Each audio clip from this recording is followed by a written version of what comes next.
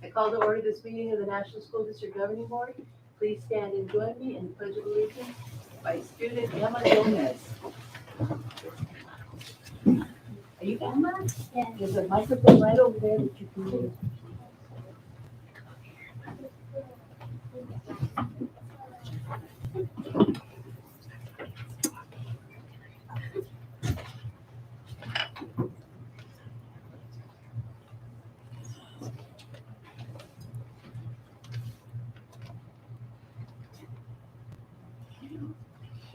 Good evening. Please join me by standing for the Pledge of Allegiance. Put your right hand over your heart. Ready? Begin. I pledge allegiance to the flag of the United States of America and to the republic for which it stands, one nation, under God, indivisible, with liberty and justice for all.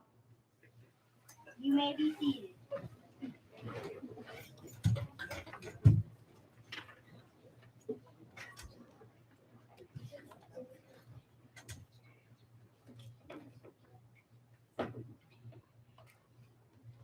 Thank you, Emma Gomez. You did a wonderful job. Are you from Rancho? Yes. Good job. You represented your school well.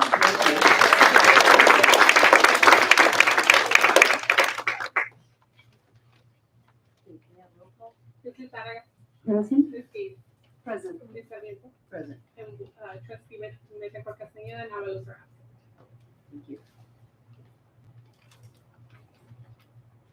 Item 1A, we have a presentation by the Superintendent's Roundtable. Dr. Brady?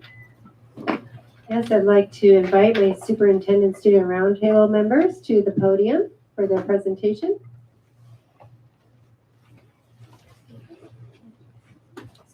And they'll give you all of the information. I know that you've heard from this group several times.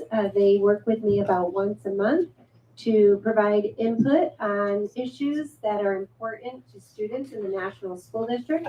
And they also act as ambassadors to bring information back to their school sites. And so I'm going to turn it over to them to give you a little bit of information, and they can go ahead and start the slideshow.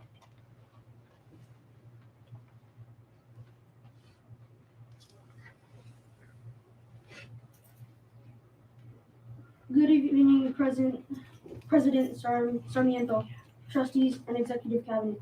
I am Jericho Anderson, and I represent our Harbison School on the National School District Superintendent Student Roundtable. As you know, Student Roundtable is a group of select sixth grade leaders from each of the 10 elementary schools across the district that serves as advisors to the superintendent in providing input and potential solutions to influence district decision making. Thank you to trustees Bencourt Castañeda and Liz Zaraga for stopping by to visit our roundtable meetings, and to all trustees for allowing us the opportunity to present at your meetings. Tonight we'll be sharing an update regarding our collaboration and input on student characteristics that we believe embody a district vision. We'll also share our work on a climate action project that we are working on with San Diego State mentors. Good evening, trustees. I am Kaya Margo, and I represent Las Palmas School. Our last meeting was on February 24th, 2023. At this meeting, we had an opportunity to dissect our district vision and give input on what we believed each part indicated. I will share our input on exceptionally prepared learners and what it means to be innovative. My colleague Natalie Llamas will share what it means to be compassionate and a world citizen. We felt that an exceptionally prepared learner is someone who is passionate about a dream, accepts challenges, is organized, a listener, kind, loud and proud, a person who takes action on their dreams, and a person who doesn't give up. An exceptionally prepared learner is also a good leader, a risk taker, always participates, works hard, and is respectful to others. For what it means to be innovative, we felt it was about sharing ideas, teamwork, making two ideas one, borrowing ideas, colliding ideas, comparing ideas, and connecting ideas. Being innovative is also creative thinking, sharing thoughts, making things you can make, bringing new ideas together, researching new ideas or part of an idea, learning from your mistakes, and sharing new ideas with others. Good evening, trustees. I am Natalie Llamas, and I represent El Toron School. I will be sharing what we felt it means to be compassionate and a world citizen. We felt that someone who's compassionate trusts others, treats others well, they listen, they help, they are aware of others' feelings, they are selfless without reward, they put others before themselves, and they are a good friend. Compassionate people care about other people's feelings. They do not expect anything in return. They listen to people's problems, they include others in any activity, and they understand others and they speak and they think about others. Compassionate people are also kind, sympathetic, and respectful. For what it means to be a world citizen, we had lots of ideas, like taking care of your environment, respect, reuse, recycle, conserve resources, care for the planet, take short showers, believe in gender equality, practice responsible consumption and production, help with zero hunger, return the favor of others, and invest in climate action. Good evening, trustees. I'm Mateo Castro, and I represent John Otis Elementary School. Finally, tonight, we want to share with you a little bit about our climate action project that we are working on with San Diego State University mentors called AirHub. At the last board meeting, we shared a little bit about our United Nations Sustainable Development Goals campaign. For the last 8 months, we have been learning about the global goals and how we can make changes that impact our national city community and the world. EarthHop is a unique project where we are researching climate action, writing topic-driven lyrics, composing original music, and designing album cover artwork that addresses actionable needs in our community. We've had 2 sessions so far where we learned about sustainable cities, responsible consumption and production, life on land and life below water. We also learned about how to use poetry to create song lyrics. We currently have homework to draft a song that they will help us put to music and guide us in designing album artwork. Our goal is to unveil our album at a showcase event on Friday, May 19, 2023, from 6 to 7:30 p.m. at San Diego State University. We hope you will all plan to come. Dr. Brady will have more details for you as the event gets closer. So that's what the National School District Superintendent Student Roundtable is up to. Thank you for letting us present tonight. Does the board have any questions for us?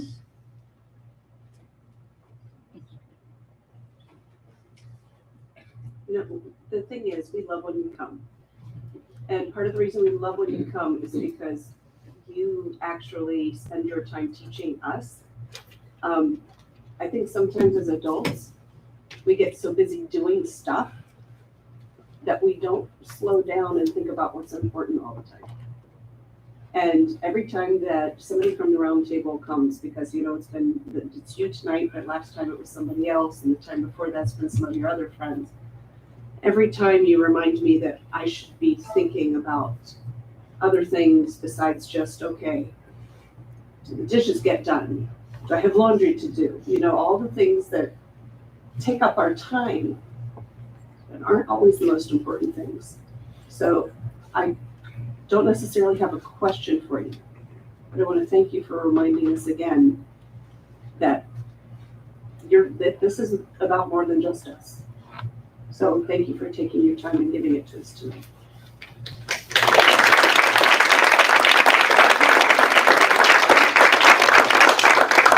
Thank you. I echo those sentiments to you. I think you should be the center of all our decisions here. And when you speak about risk-taking, innovative ways to do things, and also good listening skills, we're learning from you. And I'm so happy that you have the chance to come out and teach us all those skills that we need to do us here but you are the main steering of our decisions here. But you are making the decisions to happen to benefit you, and how we can better support you is to be there with you. I had the pleasure to be with there last Friday and learn from you how you gather all those ideas. And believe me, there was an activity with putting impactful and meaningful words on a paper, and boom, boom, boom, all those words came out, but I never thought about it. So you give us those this mindset of this is so talented kids, and I'm very proud to have you in the school district. And you're very true leaders from your own schools and from your own classmates, and also aware of feelings from others is what it touches me most, because you might hear from other kids that they might need help, and you're gonna be the leader. They're gonna will go towards you, and you're outstanding buddies that they can help out. But don't be afraid of take the risk and speak out. Okay, that's all my message to you now. Thank you so much for your leadership. You're showing more to us than us to you. Thank you for being here.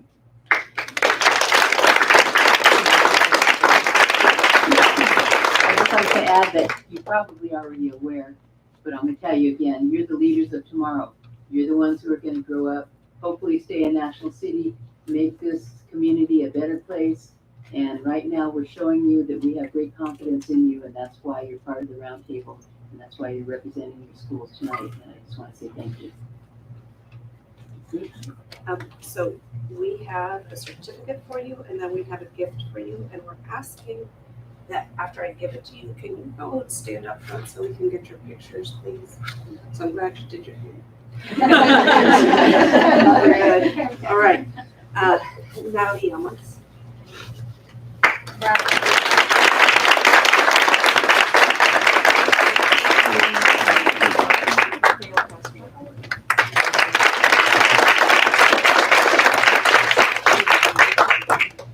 Jericho Anderson.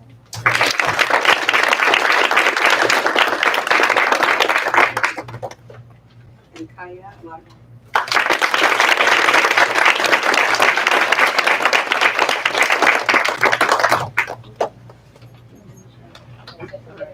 Come on in.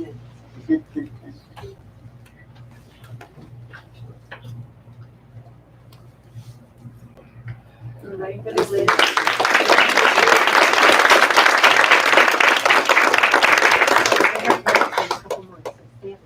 Terrence, if you want a couple more photos. Closer.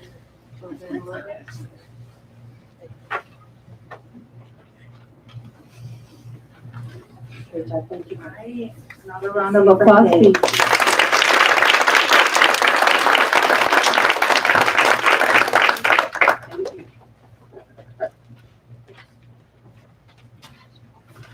Next, 5D, we have a presentation by Rancho de la Nacion students. Second grade students from Rancho de la Nacion will present a value-added theater experience. The presentation is an example of the learning opportunities they have participated in with the Arts Education Connection San Pedro. And tonight we have our principal from Rancho de la Nacion, Ms. Denisa Montero.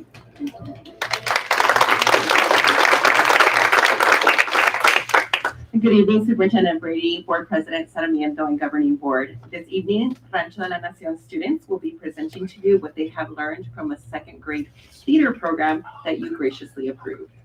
These types of opportunities truly add value to our students' educational experience, and our students are eager to introduce themselves and show you why.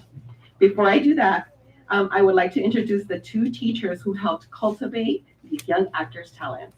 I'd like to introduce Ms. Oralia Lopez Mascorro, who is a classroom teacher, and Ms. Whitney Wegman, who is their theater instructor.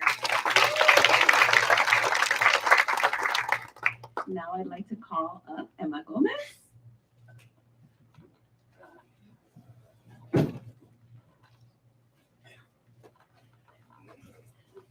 Is it okay if I get over here, please?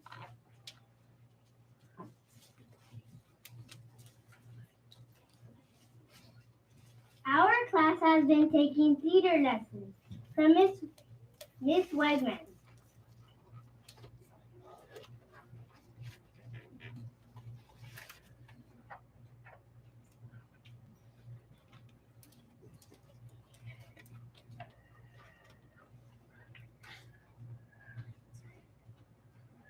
for the last 8 weeks. Let me share with you what we have learned. First, we learned about the actor's toolbox using our body, voice, and imagination. Second, we learned about stage directions, or where to stand. Stage left, stage right, downstage, upstage, and center stage.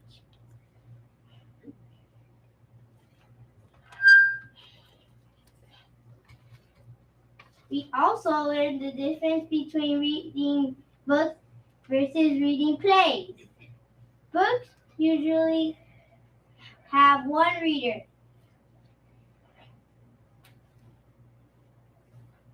Plays can have many actors. You know when a character speaks because of quotation marks. You know when a character speaks because it could say the character's name and their lines. A reader reads the action. Actors do the action. For each, we can demonstrate pitch high and low, volume quiet and loud, both loud and clearly understood.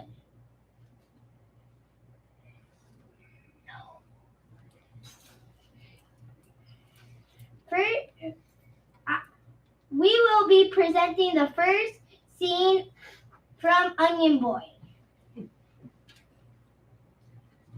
Me, Emma Gomez, characters are Uncle and Eric. Uncle will be played by Odin Chapa. Hello.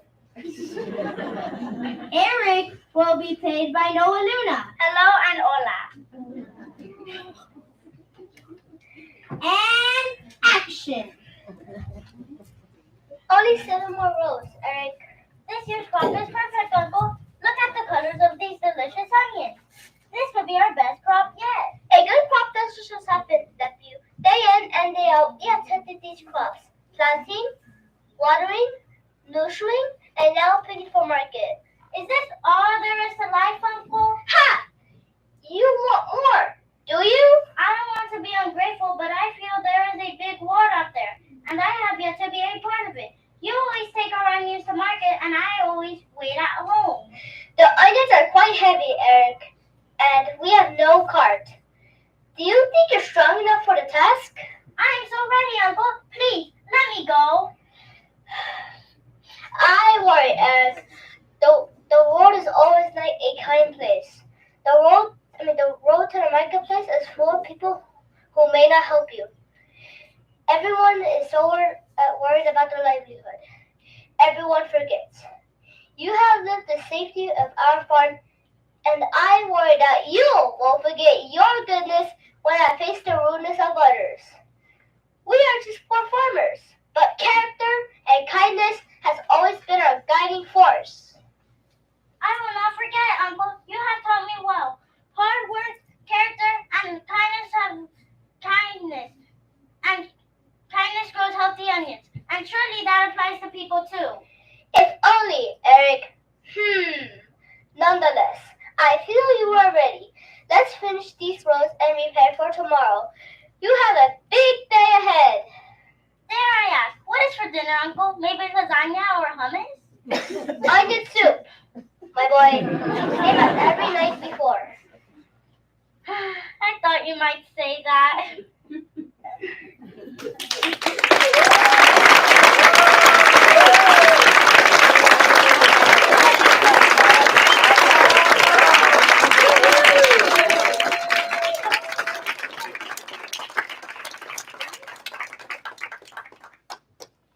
As you can see, you cannot replace what they have learned, the poise, the vocabulary. We would love to have another round. So thank you so much for bringing this to us. Thank you, boys.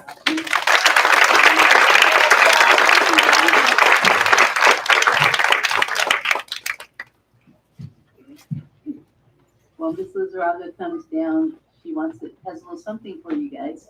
I just want to say, wow, that was incredible. And second graders, you're amazing. Thank you, that was great.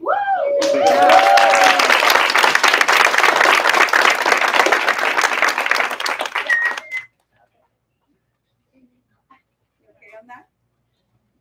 Well, it's a pleasure for me specifically to be able to honor you with this certificates. And I'm very pleased that they have more speaking skills than me and more refined on the speech. And you memorize all that. Unbelievable. It's 2 pages. I was like, no, there's more. Thank you so much for doing that, showing us that you are outstanding students. And I bet you're a future on a stage talking about it. And this is your maybe future career. Okay. There you go. Thank you so much. And this is for Noah Luna. Thank you, Noah.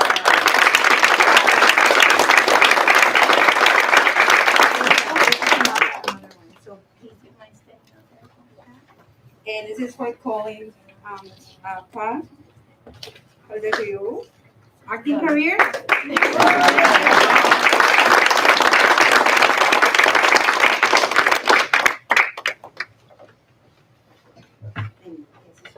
And last but not least, the Master of Ceremonies for today.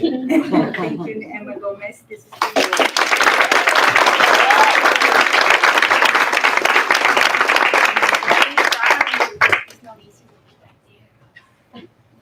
You nailed it.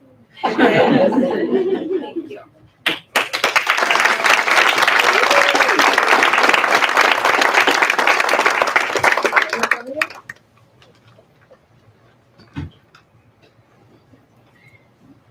Nice job. Yeah, come on, parents, take pictures with us. Bye.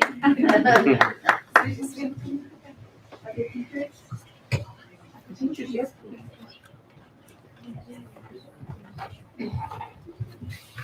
I can see your proudness. You did a great job. Yes, they did. Here, let's scooch, we'll send your arms behind you.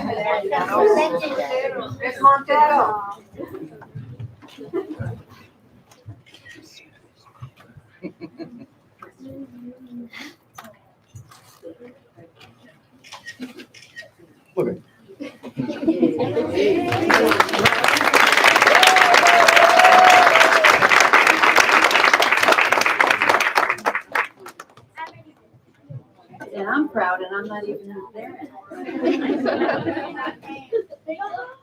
At this time, item C, we're going to recognize Denise Lang, Rancho de la Nacion School as a value-added volunteer. Denise Lang will be recognized as a value-added volunteer. Ms. Montero? Thank you. So as you well know, it is only with the support of our entire community that we can be successful at providing the best educational experience for our students and families. Tonight, I'd like to recognize one of our dedicated volunteers. I want to call her Denise Lang.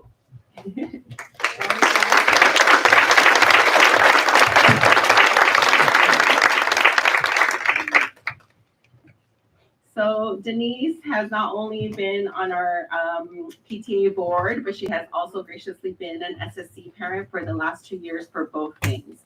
On top of that, Denise frequently checks in with me just to make sure that we don't need anything, that there's not more that she can offer above and beyond being on the PTA governing board or SSC. So for that, I am truly grateful, and I wanted to recognize her as our volunteer of the month.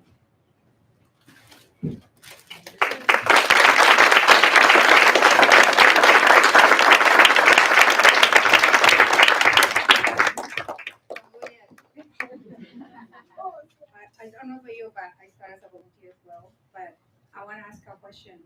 You keep track of your hours of volunteer time. There you go. This is a characteristic from you that comes from the heart. We don't think about the time. And this is just my heart. Thank you so much for what this is our work for you. And I feel you.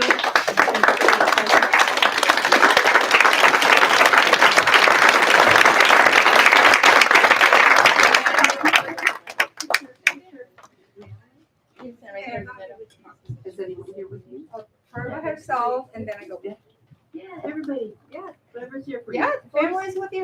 Don't be shy. You're welcome. Thank you for letting us use your mom. Your mom is a star. Okay. Are you guys both sitting in it? Sure.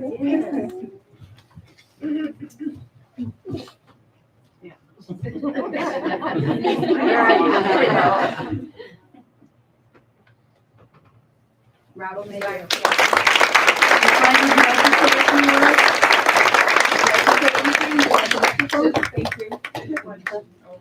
No, thank you. Okay, item D, to recognize Maria Fausto, Rancho de la Nacion School as the National School District's Classified Employee of the Month for March of 2023. Thank you. So I am now honored to present to you our classified employee of the month, Maria Fausto. Can you come up? There she is.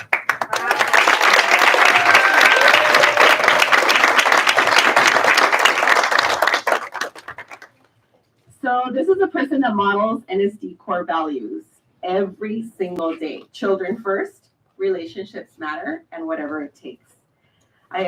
Ms. Fausto works with students of the highest need on a daily basis. She is conscientious, goes above and beyond, and is kind and caring to adults and children alike.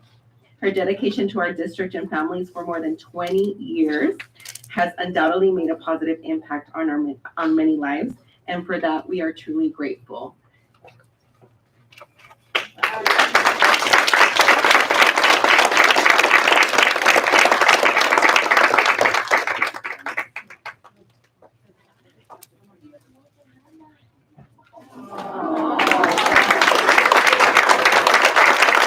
Would you like to say a few words while you're here? I want to say thank you thank you, to my husband, my son, my daughter, my grandkids. Thank you everyone for being here. Thank you for a beautiful, wonderful job that I have. Thank you.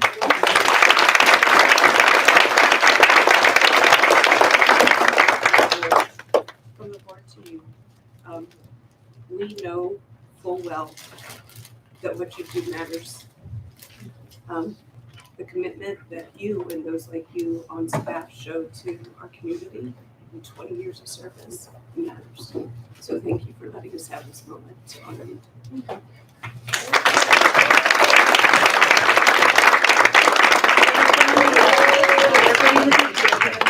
Come on, son, don't be shy. Family. We'll take the picture for you.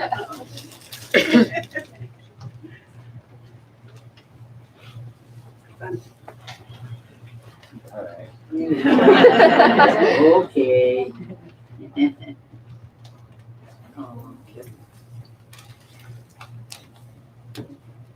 Thank you.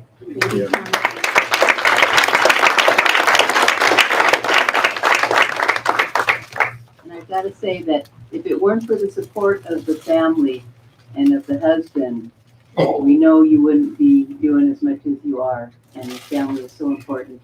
I just want to say thank you to all of you for letting us have your wife, your mother, to be here to help us with our children. Thank you.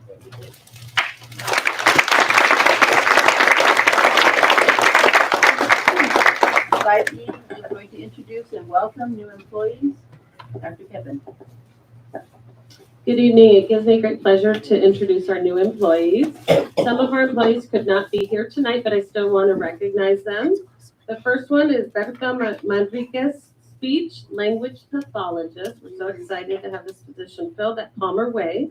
Ms. Manriquez holds a speech pathologist services credential. She has worked as a speech language pathologist for 18 years, working in numerous school districts and in the private sector.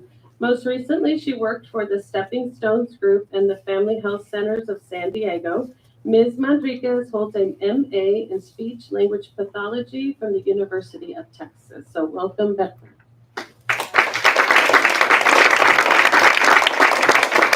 Our next employee could not be here as well. Stephanie Osuna, instructional assistant, special education, roving at El Toyon School. Ms. Osuna worked previously as a National School District employee as an instructional assistant for 5 years. She also has retail industry experience working for Joanne Stores since 2017. Ms. Osuna holds an AA in Liberal Studies from Southwestern College and a BA in Liberal Studies, teaching emphasis from San Francisco State University. Welcome, Stephanie.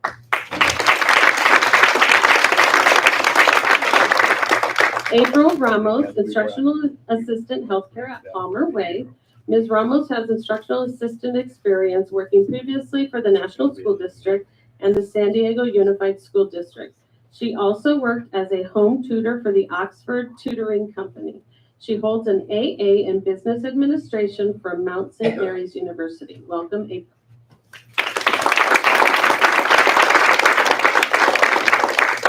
And last, Taylin Wellman, Instructional Assistant Healthcare, Palmer Way School. If you're here, would you please come on up? I think Taylin is here. Okay, good. Okay. Ms. Wellman worked as a teacher assistant for the San Diego Unified School District. She has experience in the retail industry and caregiver services. She holds an ESL certificate from San Diego Continuing Education Center and an AA in special education teacher from Colegio Universitario Monseñor. Welcome, Taylor.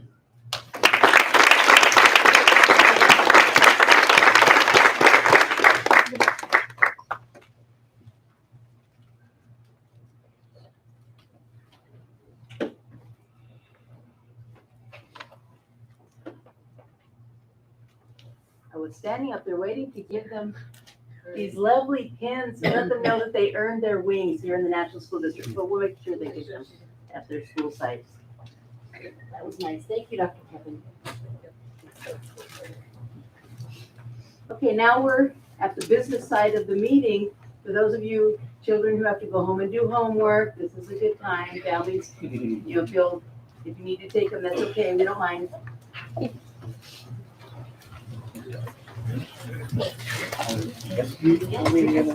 Thank you for coming. Love having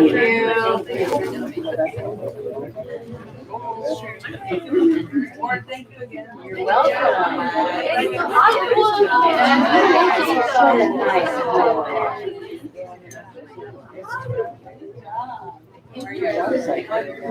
Good job, Emma. I just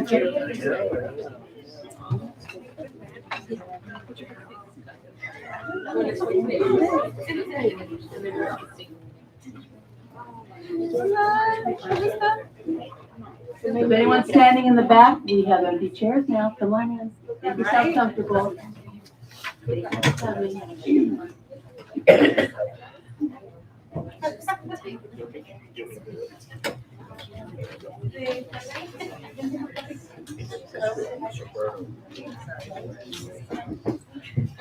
Yeah. Sorry. Oh, I'm sorry.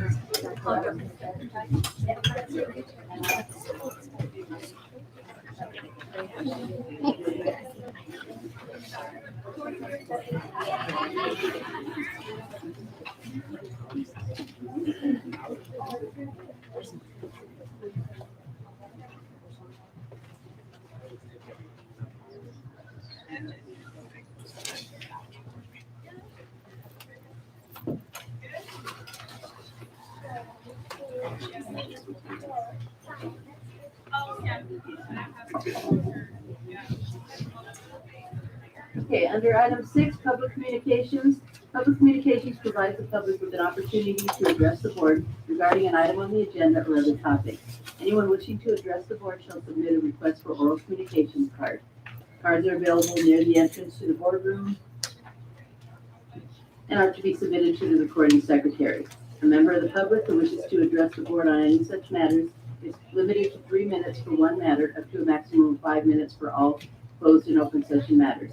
There shall be a limit of 20 minutes for any matter unless such time limit is waived by a majority vote of the board members. The public may not yield any time to any other speakers.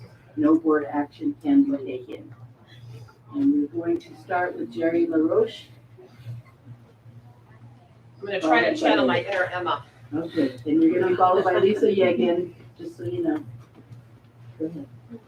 All right, good evening. My name is Jerry LaRoche, and I'm an SDC teacher at El Toyon. I teach 4th through 6th grade. And I'm here tonight to speak briefly about a very large topic, so I'm not going to be able to do the whole thing, but I'm very passionate about this topic, and it's about our special education service model. Our current model is what we would call a traditional model. At each site, we have silos of teachers who provide special services. Some teachers provide services to a rostered set of students called SDC, which is what I do, while others are providing services to students still listed in a general education class, but receiving services called Resource Specialist Program. These outdated programs are plagued by caseload caps, fluctuation in numbers that jeopardize staff placements at the expense of valuable services to our students. I believe the time has come to change our models to better address our student needs. One such model is sometimes called the Learning Center model.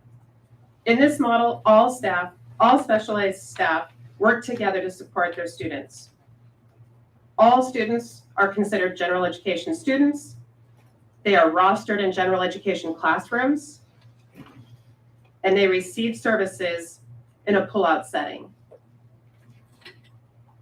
thus avoiding multi-grade classrooms where students are not with their peers.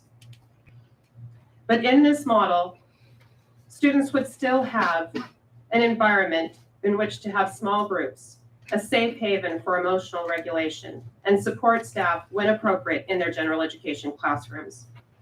This concept is very simple in its design. However, staffing needed to provide this simple yet highly effective model requires that our specialized teachers are assigned to a site.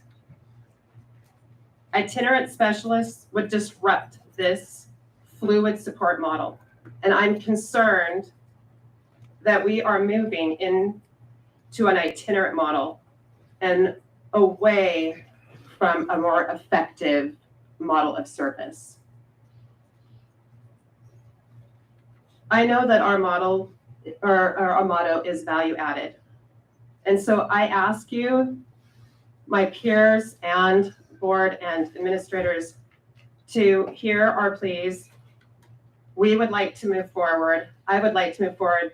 But some of my peers would like to move forward in looking at other models that would better serve our students, keep them with their peers, and provide services to those students we haven't yet met. As we are value added, we should look at adding more, not taking away. Thank you. Thank you. Lisa Wilson, followed by Anna Hernandez.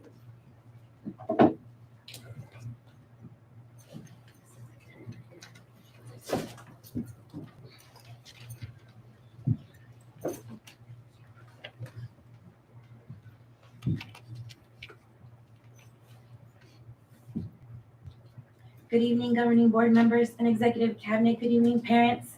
I'm a proud NCETA member and special education teacher speaking with parental consent. Show your fingers, please. How many elementary schools did you attend when you were growing up? Did you go to one school when you were growing up? How many went to 2 elementary schools? How about 3, 4, 5? Here in National City, SDC students attend up to 5 elementary schools. It's not what students want. Students don't want to be transferred around, and their behaviors are showing it. They're communicating their behaviors, and when they're communicating their behaviors, their safety issues develop. Today you're going to hear about a student whose finger was amputated from a door smashing it because we have safety issues, because we don't have enough staffing. And when this happened in the classroom, imagine how the mother felt receiving the phone call while the director was on campus that her son had a partially amputated finger and he was being taken away in an ambulance. Her baby's finger was amputated, but we didn't have enough data. This is what we're experiencing. Students don't like changing schools. Parents are not in agreement. Due to the lack of support, these safety issues are happening. After this happened, did the director call the mom and ask her, how's your baby? Did he call her and say, is he recovering? Did he come to the classroom and say, how are your students? How is my team? No. He called the parent 7 months later to defame me, to slander me, the teacher who's advocating for the student, to retaliate against me. This is what we're dealing with. It's never too late to do the right thing. Injustice anywhere is a threat to justice everywhere. And you're going to hear from my student who's going to tell you that he wants to use his voice. You're going to hear from my parents that want to tell you that they want to be involved in decisions involving them. You're going to hear. Thank you. Ana Hernandez, followed by Cheyenne Rivera.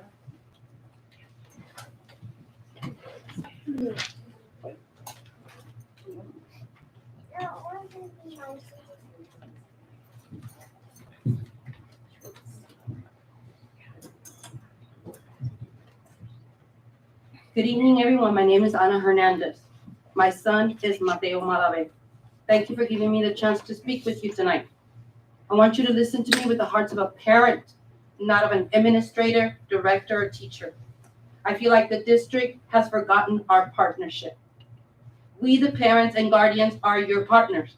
The district made a partnership with us parents the day our children were enrolled in this district. The Department of Special Education and its director failed that partnership. They failed my son the day he looked at me and said, "Mommy, my thumb broke off." My son's thumb got amputated at school while trying to elope. For 2 years, I have been requesting for help. I have begged for help. I have been given the runaround. I was made to sit through meeting after IEP meeting. I asked for my son to be assigned a one-on-one. They said, "We'll look into it." But yet nothing was done for a while. Due to my son's elopement and social emotional behaviors, I have asked for full transparency. But I could not get that. I couldn't have his teacher even talk to me and tell me he's having a bad day. I'm not just the mother of a special needs child. I have worked with SDC students for 20 years. I know firsthand what it takes to meet their needs. Especially the director of education, he forgot me, so that means he forgot my son. At the beginning of the school year, there were so many changes that me as a parent didn't even understand. I was not advised in advance of what was going on. There was no meeting, no phone calls. My son went from Lincoln Acres to Ira Harbison in 1 month because I had already registered him. I want you to please imagine yourself in a busy area in the middle of nowhere with no phone, no knowledge of who you are or where you are. And then just told, figure it out, accept it. Now imagine yourself in this situation and everyone around you is ignoring your needs, your voice, and your desperation. What would you do? You would want to run home too. That's what my son did. And his finger almost got amputated. The district did not listen to me when I pleaded for my son. My son had to pay the price. I don't want any of you parents to experience the trauma I did the day I had to sit in an ambulance with my son's bloody hand in my hand. The director was there when my son was hurt. And yes, like Ms. Yegan said, he didn't contact me. He didn't tell me what was going to go on. And then when I asked for an incident report so I could find out what's going on, everybody gave me the runaround. I asked for help at the regional center. And when she asked for help, they said, "Oh, I'm not the keeper of these records. I don't know why you're calling me." It was unprofessional. What was I supposed to do? Who do I talk to? When the director finally contacted me, time was up. All he wanted to do was bash my teacher and tell me that he had spent $6,000 on my son to have an RBT with him. My son does not have a price check on him. It is not fair. I want this partnership to change. I want change. I don't want my son to be brushed under the rug. As a parent, I am not going to accept that. Thank you.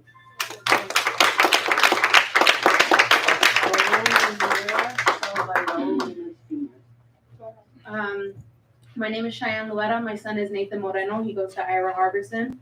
His teacher is Miss Yegan. His classmate is Mateo. His other classmate is Raul. At the beginning of the school year, my son was moved without me being told at all that he was being moved from Las Palmas to Ira Harbison. I mean, I really don't understand why, when he was advancing so well there, so well that they were putting him in general education, that he was starting to move forward. And now he's regressing. He regressed because he got moved from an environment that he felt comfortable in, that he grew to know. And now, just like Mrs. Yegan said, just like Mrs. Anna said, it's not okay. It's not okay for you not to communicate with us and put us on the back burner.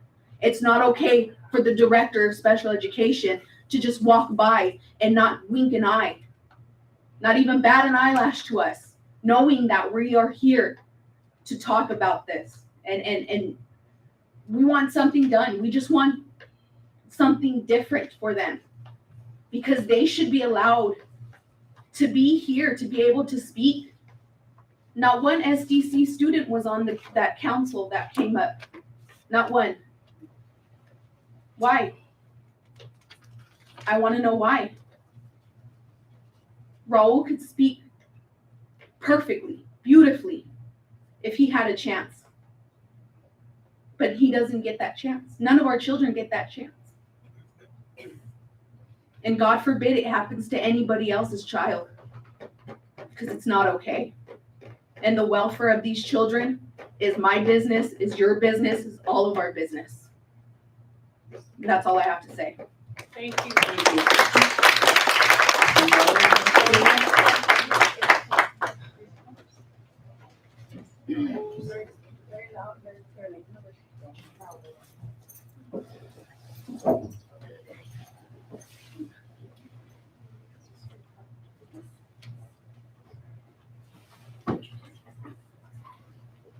Good afternoon. My name is Raul Jr. Lemos.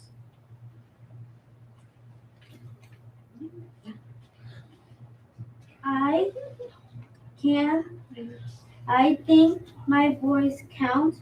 In my opinion, my vote matters because we help each other make decisions. And one reason is we things we notice, we things are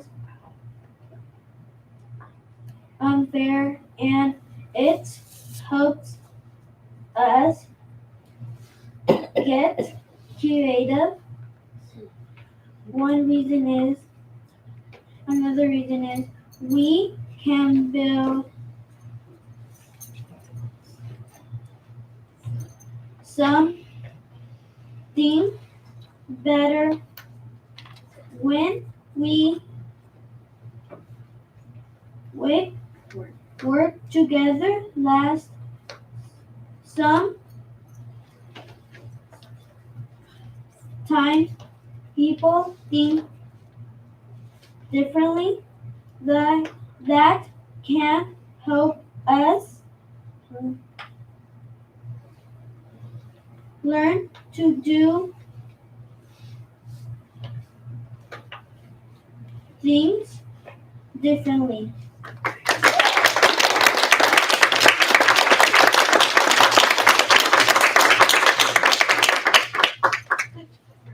Thank you, Raul. You did a wonderful job.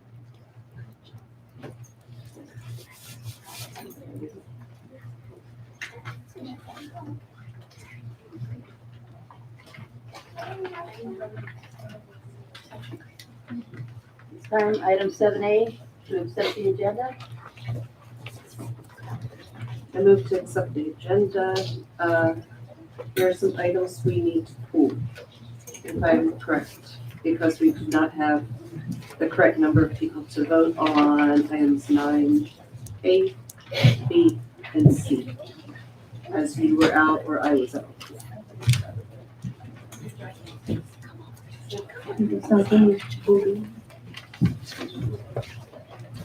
What's on that? 9A, B, and C need to be postponed until time we have more members or different members. You're gonna just try to jam them?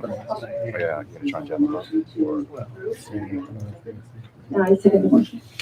You know, parents here. Again, today or yesterday? Yesterday, she put out a statement. Aye. Aye. Yeah. Thank you.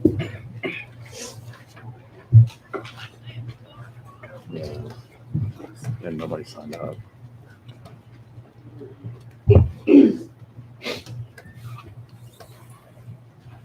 Okay, Item 9 under general functions. Item D, adopt resolution 22-23.26 regarding absence of board member Ms. Betancourt Castaneda due to illness.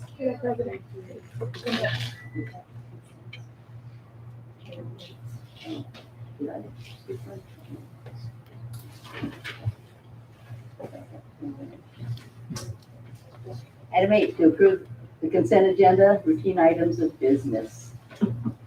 I move to approve the consent agenda. I move to accept the agenda. Second. Thank you. Motion by Ms. Gates, second by Ms. Zurada. All items listed under the consent agenda are considered routine and will be acted upon in one action by the board. It is understood that the superintendent has recommended approval for these items. There will be no discussion prior to the time the board votes on the motion unless members of the board, staff, or public request specific items to be discussed and or removed from the consent agenda. All items approved by the board will be deemed considered in full and adopted as recommended.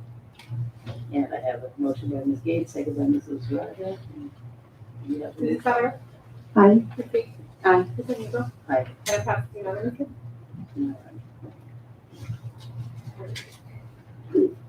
And back to 9D, accept resolution, adopt resolution 22-23.26 regarding absence of board member Ms. Betancourt Castaneda due to illness. What is the pleasure of the board? I move to approve. I second.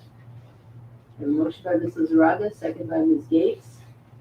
No discussion, please vote. Aye. Ms. Gates? Aye. Ms. Amico? Aye. Item passes unanimously. Thank you. Under 10, educational services, 10A, to adopt resolution 22-23.28 declaring the week of April 1st through April 7th, 2022 as the week of the young child. I move to adopt resolution 22-23.28 regarding the week of the young child. Thank you. Do I have a second? I second to adopt the There was a resolution. motion by Ms. Gates, a second by Ms. Zurada. Mrs. Sauer? Aye. Ms. Gates? Aye. Ms. Amico? Aye. Item passes unanimously. Thank you. Item 10B, to approve purchase of Freckle licenses to support transitional kindergarten students. The purchase of the Freckle licenses will provide digital appropriate math curriculum to be used in transitional kindergarten. I motion to approve the item 10B. I second with questions. With a motion by Mrs. Zaraga, second by Ms. Gates with discussion. Dr. Kraft, I always wonder about our balance. So one of the balance items, of course, is how much time do we encourage? And then, of course, the other question is how much is appropriate for a TKer to be on screens. So I know this is one of those tools that we use, but 4-year-olds on screens. I do like what are we getting from this and how much time will we be looking at with our children? So our director of early education has been working closely with our TK team, and they have collectively been making decisions with regards to programming that they would like to use. As I've shared with the board, we are still waiting for the official TK standards, We do have Ms. Castaneda here, and I can ask her to come up to the podium and address some of the questions. Ms. Castaneda?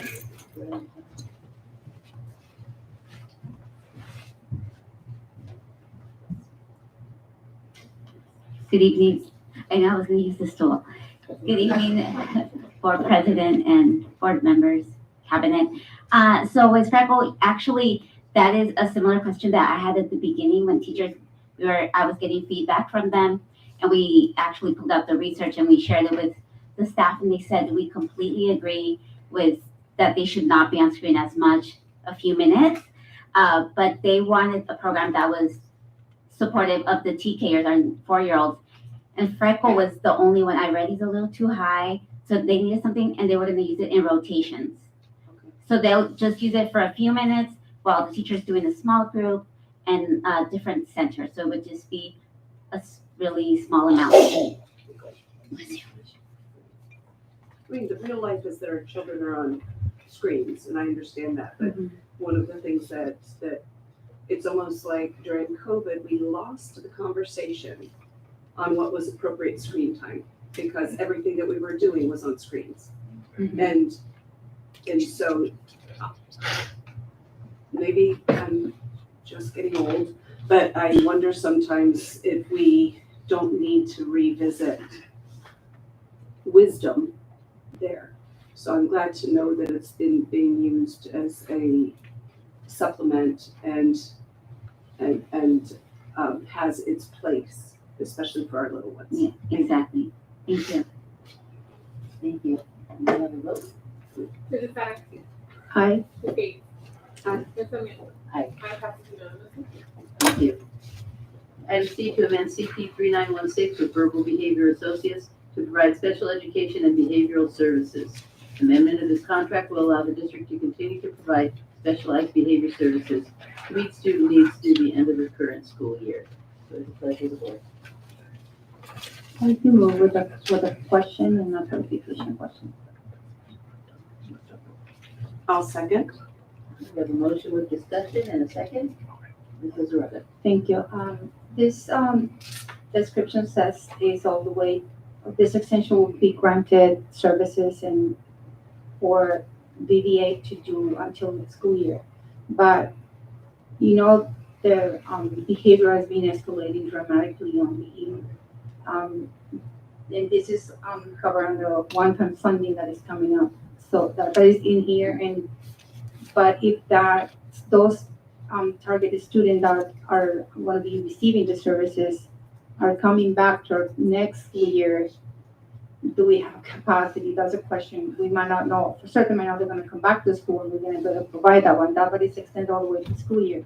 But if that need is there, do we have capacity for next year as a continuation of this? Because I know the learning loss is totally aligned with the behavior.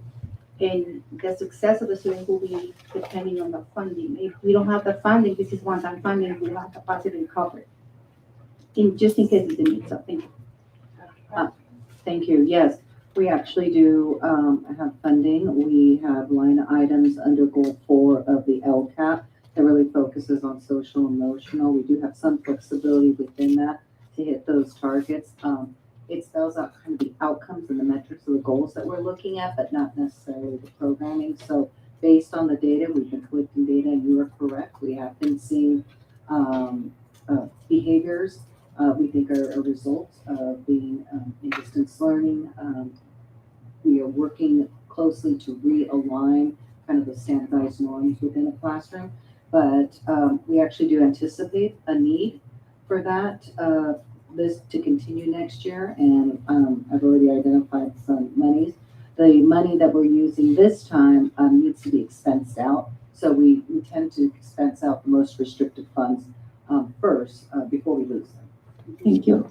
Just to remark that this particular agency is doing an outstanding job as an extra support for the people who's already on the classroom. So I want to recognize and acknowledge that. Thank you.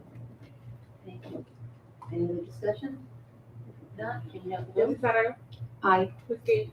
Aye. Ms. Sarmiento? Aye. Item passes unanimously. Thank you. Item D, to approve CT 4036 with Professional Tutors of America, Inc. to provide supplemental academic services. Approval of this item will allow the district to provide supplemental academic services during the school year. What is the pleasure of the board? I move to approve CT 4036 with Professional Tutors of America. I second the motion to approve the item pending. Motion to approve by Ms. Gates, second by Ms. Lizarraga. Can we have the vote, please? Mrs. Sarah? Aye. Ms. Gates? Aye. Ms. Amanda? Aye. And it passes. Under 11, Human Resources, A, to approve CT 4048 with Dr. Elizabeth Johnson as interim assistant superintendent of business services. Support will be provided to the business services department while the permanent assistant superintendent of business services is hired. Have a motion. I move to approve Dr. Elizabeth Johnson as interim assistant superintendent of business services. I second to approve with brief explanation from whoever can give it to for the need for this contract. Have a motion by Ms. Gates, second by Ms. Lizarraga with discussion. I don't know if it's possible for the audience to know. Sure, earlier tonight on the agenda, the board did approve the resignation of our assistant superintendent of business services, Mr. Eric Avanesyan, didn't give you that doctor, who will be taking a job closer to his home in Valencia, California.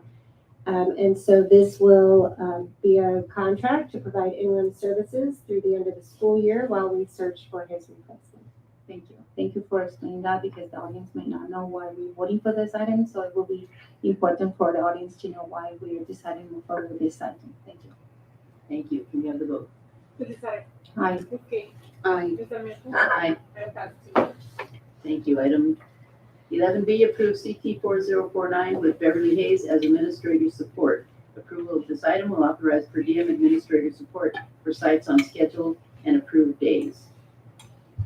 I'm going to approve the item. I second wholeheartedly. Okay, we have a motion by Ms. Lizarraga, second by Ms. Gates. Please vote. Mrs. Sarah? Aye. Ms. Gates? Aye. Ms. Amanda? Aye. And it passes. Welcome back. It has been odd. And do you get your parking spot? But And your purple. Even days, odd days. A. Item C, to adopt resolution 22-23.27 for reduction of persons/positions requiring a child development permit. Under Ed Code Section 8303, school districts must provide notice to child development teachers of a layoff for lack of funds and/or lack of work during the school year. What is the pleasure of the board?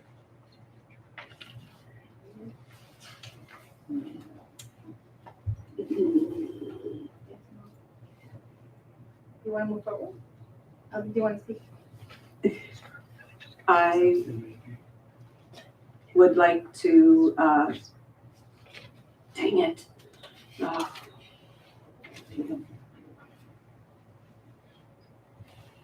I'm gonna need discussion. First, we need a motion. I know. Do you want to move, Ms. Lizarraga? I'm going to move to adopt the resolution. Okay, the motion by Ms. Lizarraga, I will second the And I motion support the discussion. with discussion. I feel that this is important to clarify because anytime we are talking about a position reduction, I know that sometimes people feel like we're directing it at an individual and we don't always understand what goes into the discussion and the process. And in this last year as well with preschool and our universal TK programs, we have seen a lot of change. And I know, for instance, my church's preschool, they lost a lot of those 4-year-olds, right? Because universal TK says they're allowed to go now to school.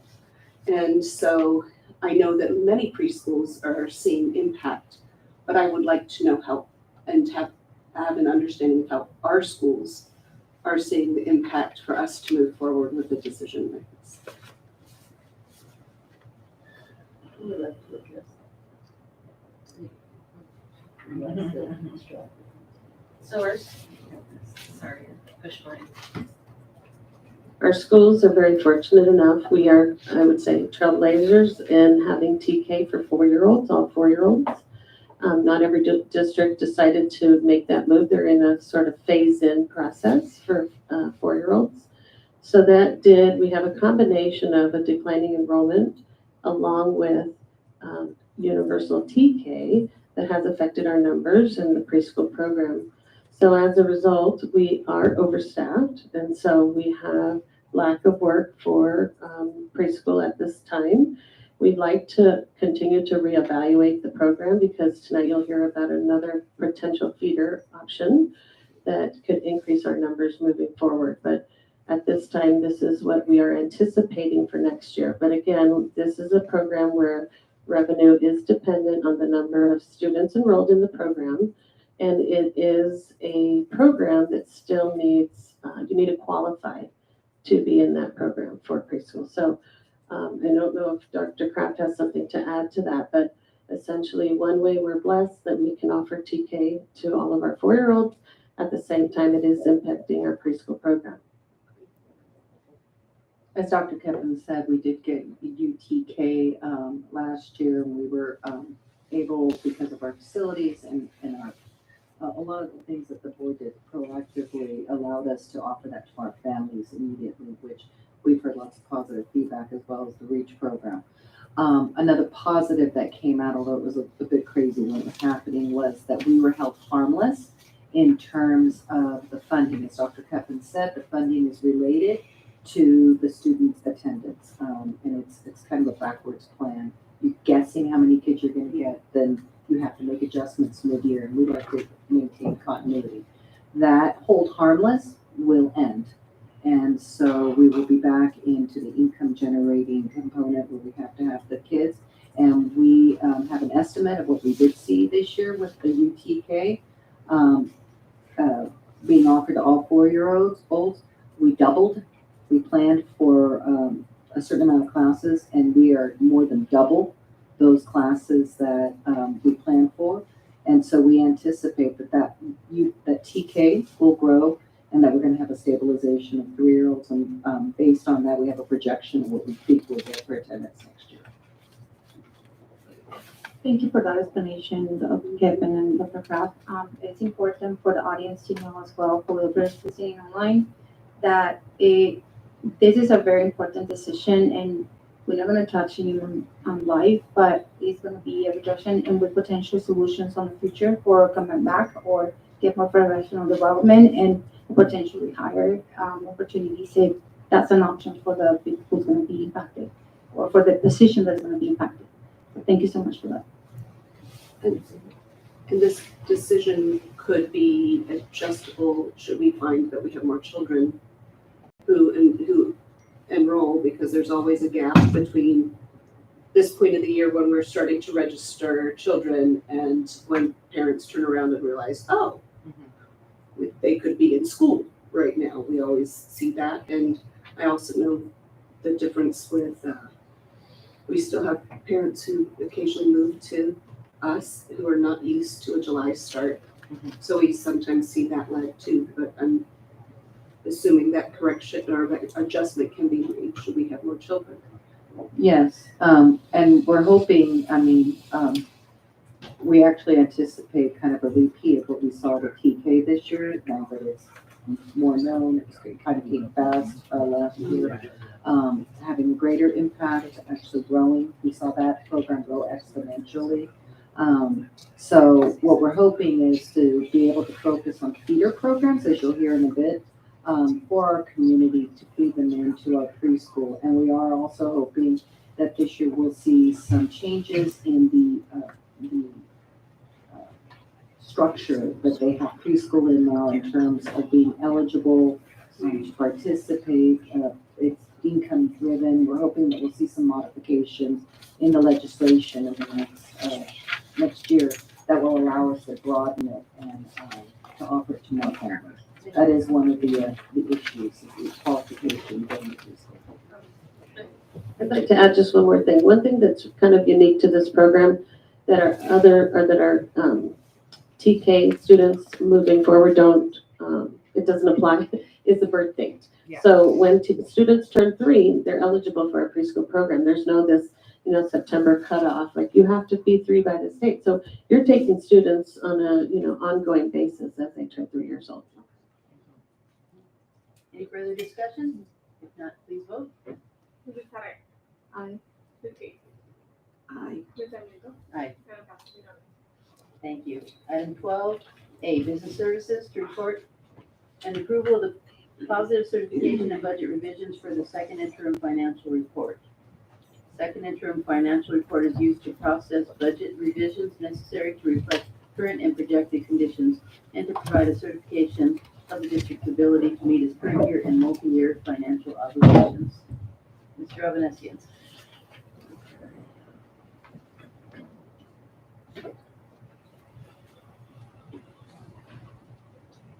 Bear with me, I'm Mackie literate.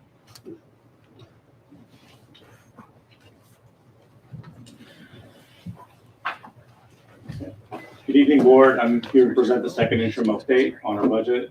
Second interim is basically an update to our budget as of January 31st, 2023. It is our best estimate for what the budget will look like at the end of the year. Okay, some news about the economy. So as of January, tax receipts were actually lower than estimated by $3 billion. And that was also below what the governor projected when he came out with his budget in January. The Legislative Analyst Office, which is a nonpartisan office at the state level that analyzes all things financial, they're estimating an 80% chance that we will be short $5 billion in terms of tax collections versus what's projected. What does that mean for school districts? That's right now they're projecting 1.3 billion reduction in Prop 98. If that 80% chance does come true, that's a $5 billion shortfall in terms of funding for the state from the state for next year. What could that look like? We don't really have much detail. We could only assume. Probably likely a COLA won't be funded or fully funded. COLA is your cost of living adjustment. So the state may come out and say, we are not giving you the cost of living adjustment that we're supposed to give you just because of the shortfall. They may cut other programs. One way or another, they need to make up that money. And another option is to pull from their rainy day fund, but that's not something the governor spoke about in his January budget. So the likelihood of that happening is not good. It's very likely what the state gives to the school districts next year will be less than what they anticipated giving in January.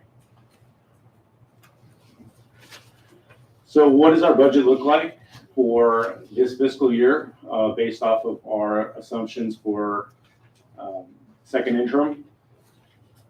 So this is a combination of our Fund 1. Our Fund 1 is where all of our operations are. Combination is both restricted and unrestricted. We're looking at $108 million in revenues, about $101 million in expenses. That's an operating surplus of $8.6 million, meaning we are spending less than we are getting in this fiscal year. We started with $34 million. We'll end the year with a $43 million fund balance.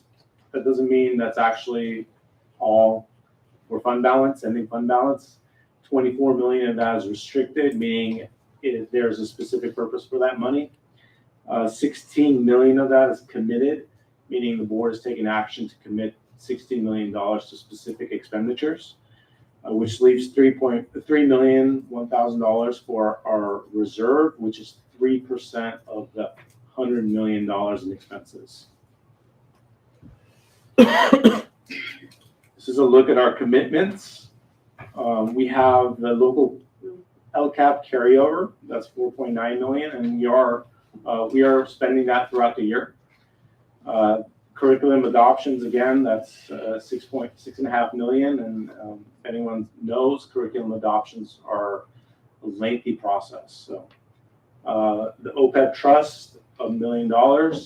We're still working on with our actuaries on that. And actually, we've learned that that money can actually stay in Fund 1. It doesn't actually have to move to any fund. So that's something that we will bring to the board in April to take action on.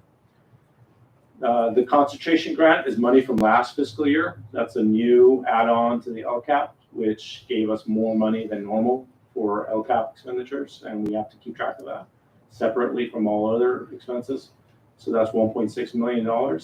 And the $178,000 is what CSCA has in their health and welfare pool in excess of what they need to cover all their premiums. So that's $16.2 million. So this is a look at our multi-year projection for Fund 1. Multi-year projections are what we are graded on in terms of our fiscal solvency. This is what we submit to the county. It's what the county submits to the state. We have to be able to make our current year and next 2 fiscal years in terms of ending fund balance, and the requirement is 3%. As you can see, we do make that 3% threshold for ending fund balance, which results in a positive certification for the school district. But you can see we do have deficit spending next fiscal year and also the following year. And that's mainly, you can see a drop in revenue. That's all of those one-time funds no longer coming to the district. And whether that's federal funds, that's state funds, they are not planned for. We don't expect to get any more one-time funds from either the state or the federal government. So what does that mean? We know we're not going to get any funds, but we still have these expenditures that we are spending these one-time funds on. So if there's ongoing expenditures that the board needs to take action on in the future that are associated with these one-time funds, then we have to count those funds in our expense report for our multi-year projection until the board actually takes action to reduce that one-time spending. So until that occurs, that must be included in our books. So what does that mean? That means spending beyond what we're receiving the next fiscal year and the 3rd year out. But that doesn't mean that the fiscal situation in the district is dire. We have an ample reserve that would cover that kind of surplus spending or deficit spending, but it's always healthy to address that deficit spending before you actually start spending down any of your reserves. Here's a look at our other funds. The other funds are outside of our general operations. So like we were talking about child development or preschool. Preschool has its own fund. We anticipate having $433,000 at the end of the year in that fund, but that's only for this fiscal year because we're held harmless. We don't do an NYP for these other funds, but if we were to do an NYP, you would see that Fund 12 would be in deficit next fiscal year and the following year.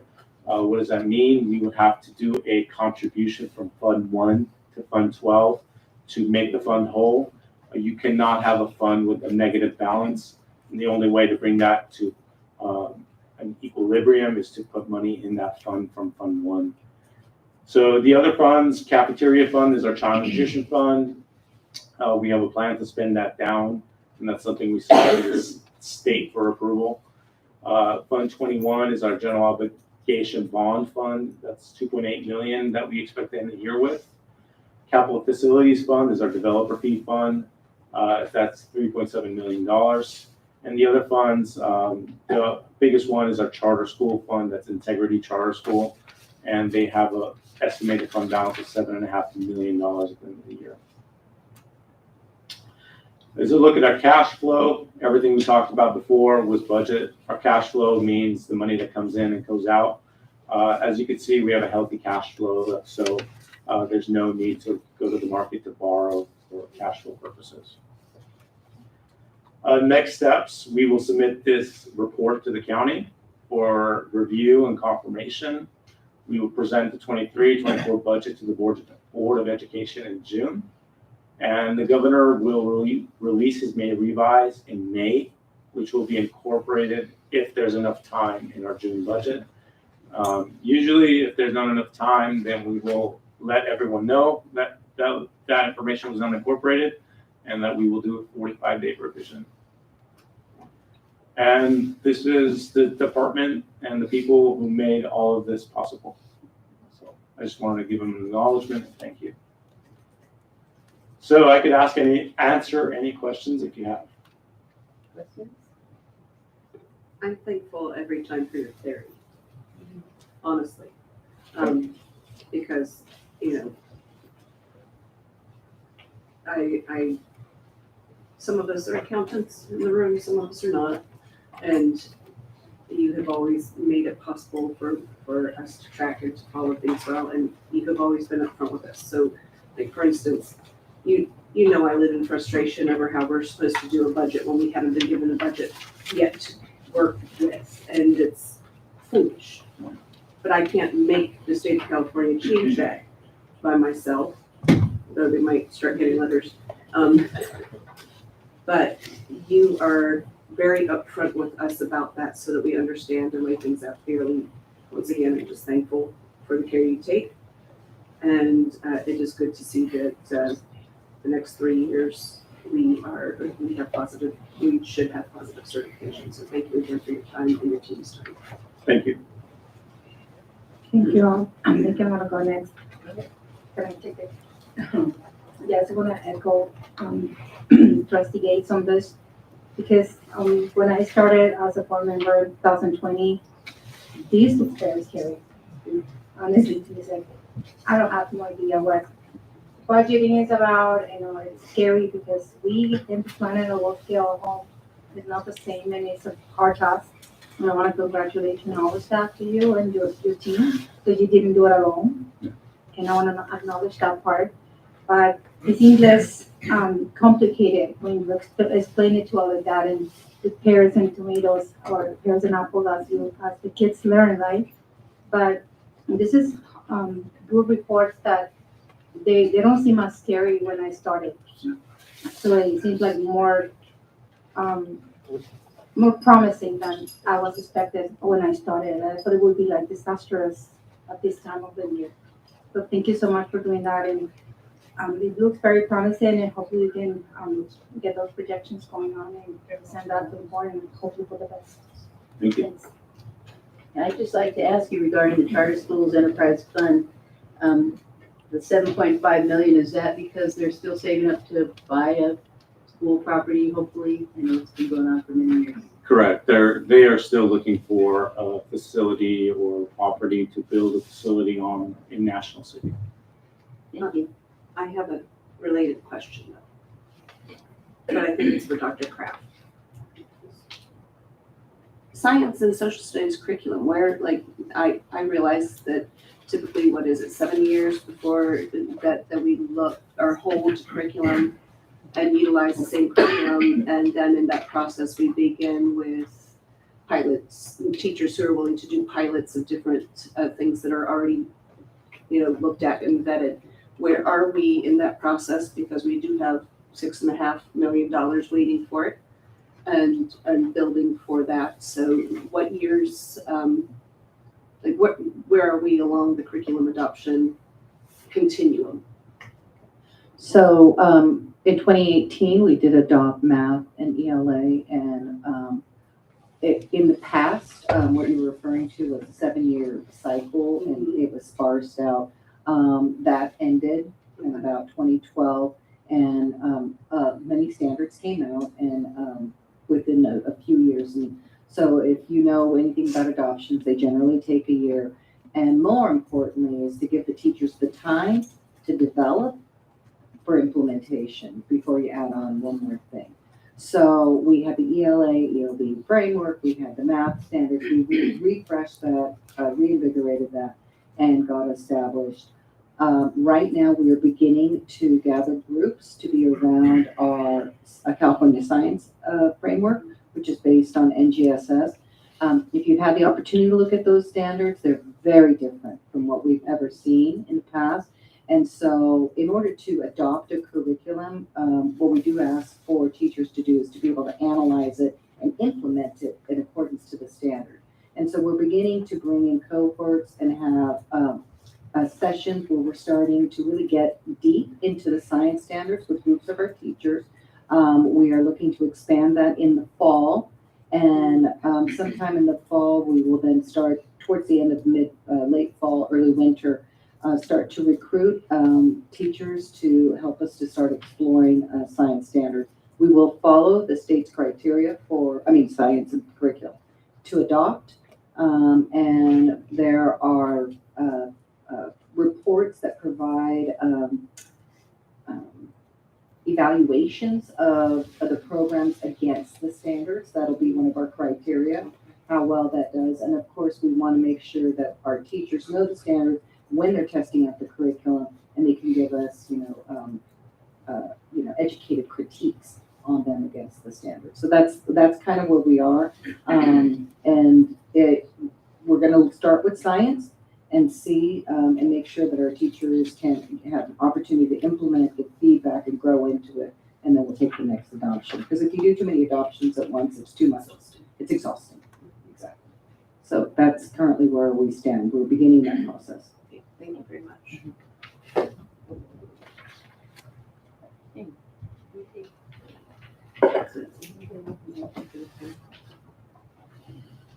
No, we did not approve the receipts. Do I have a motion to approve? I have a motion to approve. Well, I think to obey. I will second that. We have a motion by Ms. Gonzalez, second by Ms. Gates. Ms. Isara? Aye. Ms. Shade? Aye. Ms. Sarmiento? Aye. That passes unanimously. Thank you. Item 12B, presentation and approval of transportation plan. The transportation plan will describe the transportation services National School District will offer to its pupils. Mr. Ovenesian. Good evening, Board. So, transportation plan is a new plan that we've never seen before. And I'll try to walk you through it the best I can. There wasn't much in terms of information from the state. They didn't offer a template. They didn't offer kind of anything. They just told you what needed to be included in it. So we created a plan based on that. So last year, the state adopted Assembly Bill 181. 181 is meant to increase funding to school districts for transportation. In order for school districts, it's optional. You don't have to accept that extra money, but we're going to accept that money. And part of the requirement is to adopt the plan, and that's Ed Code 39800.1, which explains what the plan is or what is required of the plan. Basically, the plan is to describe how pupils will be transported and how we'll prioritize transportation services in transitional kindergarten, any grades between 1 to 6 inclusive, and pupils who are low income. So that is really what the plan is meant for. How will we address transportation for these groups of students? So kind of a overview of our transportation department. We have 5 large buses of 60 or more students, 5 mid-sized buses, which are 43 or fewer students, and 3 passenger vans. We currently transport on a daily basis 170 general education students, 123 special education students, and 13 non-public school students. So a non-public school student is a student that attends a school outside of National School District that offers services that National School District does not offer. An example of that would be a school in Imperial Beach, which offers medically fragile students an opportunity for an education, which we don't have the facilities, we don't have the staff. So that's something that is considered a non-public school. We do provide transportation for that, and currently there's 13 students who get that. We've never had that number of students before that get non-public transportation or on a daily basis, so that is rather new for us. We have a director of transportation, 1 assistant to the director, who also is a bus driver. Both the director and the transportation assistant are qualified to drive a bus. We have 9 school bus drivers, 8 bus attendants, and 2 van drivers. On an annual basis, our school buses travel about 62,773 miles cumulative. That's not each bus, that's all of our buses. Our vans average about 16,500 miles. We have 8 daily routes, 7 non-public school daily routes, and last year we took 198 field trips throughout the year. Okay, so what does the funding look like for transportation? So I'll try to walk you through this. The funding that we will receive for transportation based on this plan is based off of what we spent in 21-22. We spent $1.1 million in transportation for the 21-22 fiscal year. Our current transportation funding received from the state for that 21-22 year was only $205,000. Our contribution to transportation to make up the difference was $975,000. So with the new funding, we will receive $503,000 additional funding on top of that $205,000, which brings our total transportation funding to $708,755. So what does that mean for the district? That means our contribution is going to be reduced by that $503,000 amount. So our contribution will be much smaller than it was for all of our transportation needs.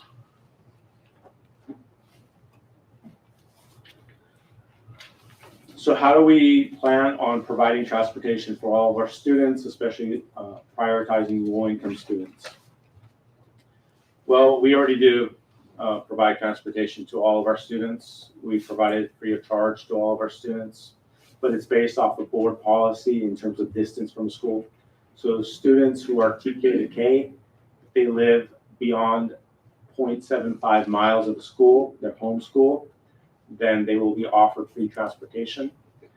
If they live, if grades 1 to 3 live 1.25 miles beyond their home school, they're offered free transportation. And again, grades 4 to 6, it's 1.5 mile walking distance to their home school.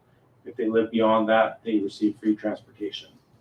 And the governing board may make exceptions for this based on some special circumstances. Special circumstance includes something like this student has to cross a busy intersection, so the board wants to prevent that. We would create a stop that prevents, that would provide an opportunity for that student to take a bus rather than crossing that busy intersection.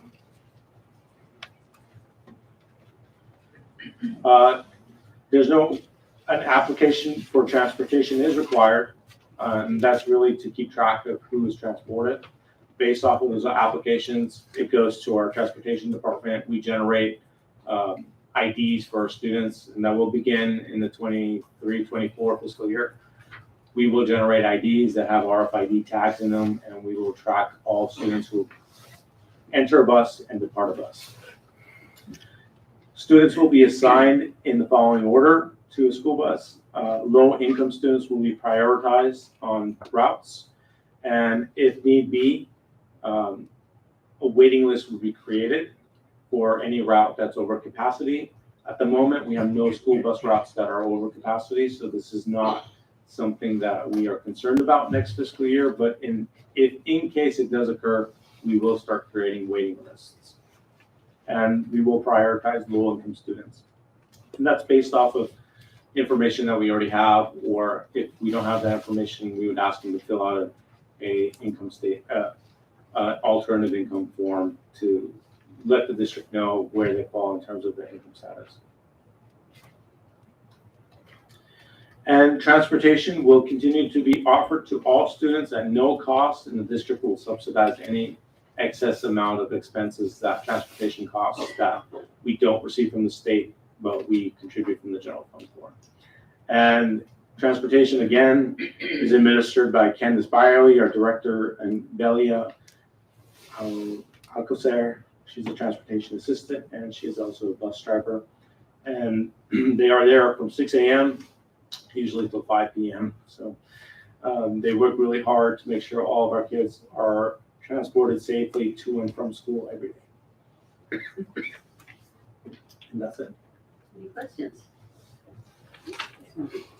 I have 4 written down, so. I'm curious as to what stakeholders were included in this plan and discussion because it directly impacts families and parents. It's not just, I mean, obviously it does affect our transportation department and the staffing there, but who's asked? We provided opportunities for teacher groups, classified staff, both CSEA and CETA leadership, parent groups, student groups, administrative groups to provide any feedback they would like to see in the plan. Right. And also the local public transportation, the local air quality control board as well. When it comes to parent and family feedback, how healthy and robust a group was that? As far as we didn't have any participation from families or parents, but I would say that's really because our transportation services we go above and beyond. Anyone who wants transportation and meets the board policy receives transportation. We haven't denied anyone who's qualified to receive transportation. Usually you see an uproar of voices or people want to voice their opinions if something's not going right. But my feeling is that we offer the best transportation in South Bay, honestly. If you've ever had a chance to get on one of our school buses and go around National City, it's an experience. But we gave the opportunity, and this will be an annual thing. So each year we have to go through this process and update our plan. So we can give that opportunity more frequently to the community to give their feedback. Because you're tag teaming my next questions, which include like how if we aren't receiving, it's concern always, if we aren't receiving too much conversation from parents and families, then are we making sure that we are effectively distributing the information in a way that they will know about this as accessible to families and students in the first place? How are we going to best share that information? Right, so because this is a new plan, it's just like starting with LCAP. Okay.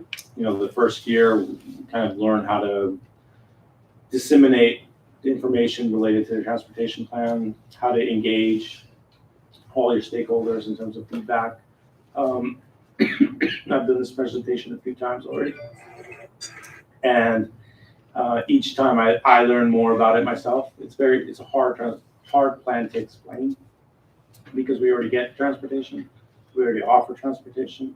What exactly does this plan, how does this plan affect anyone in terms of who gets transportation, who we offer transportation to, staffing and whatnot? The reality is it doesn't affect anyone. We don't plan on changing our practices already. We offer transportation to everyone. It's just that our funding is going up. But in future times, we look to adopt what works.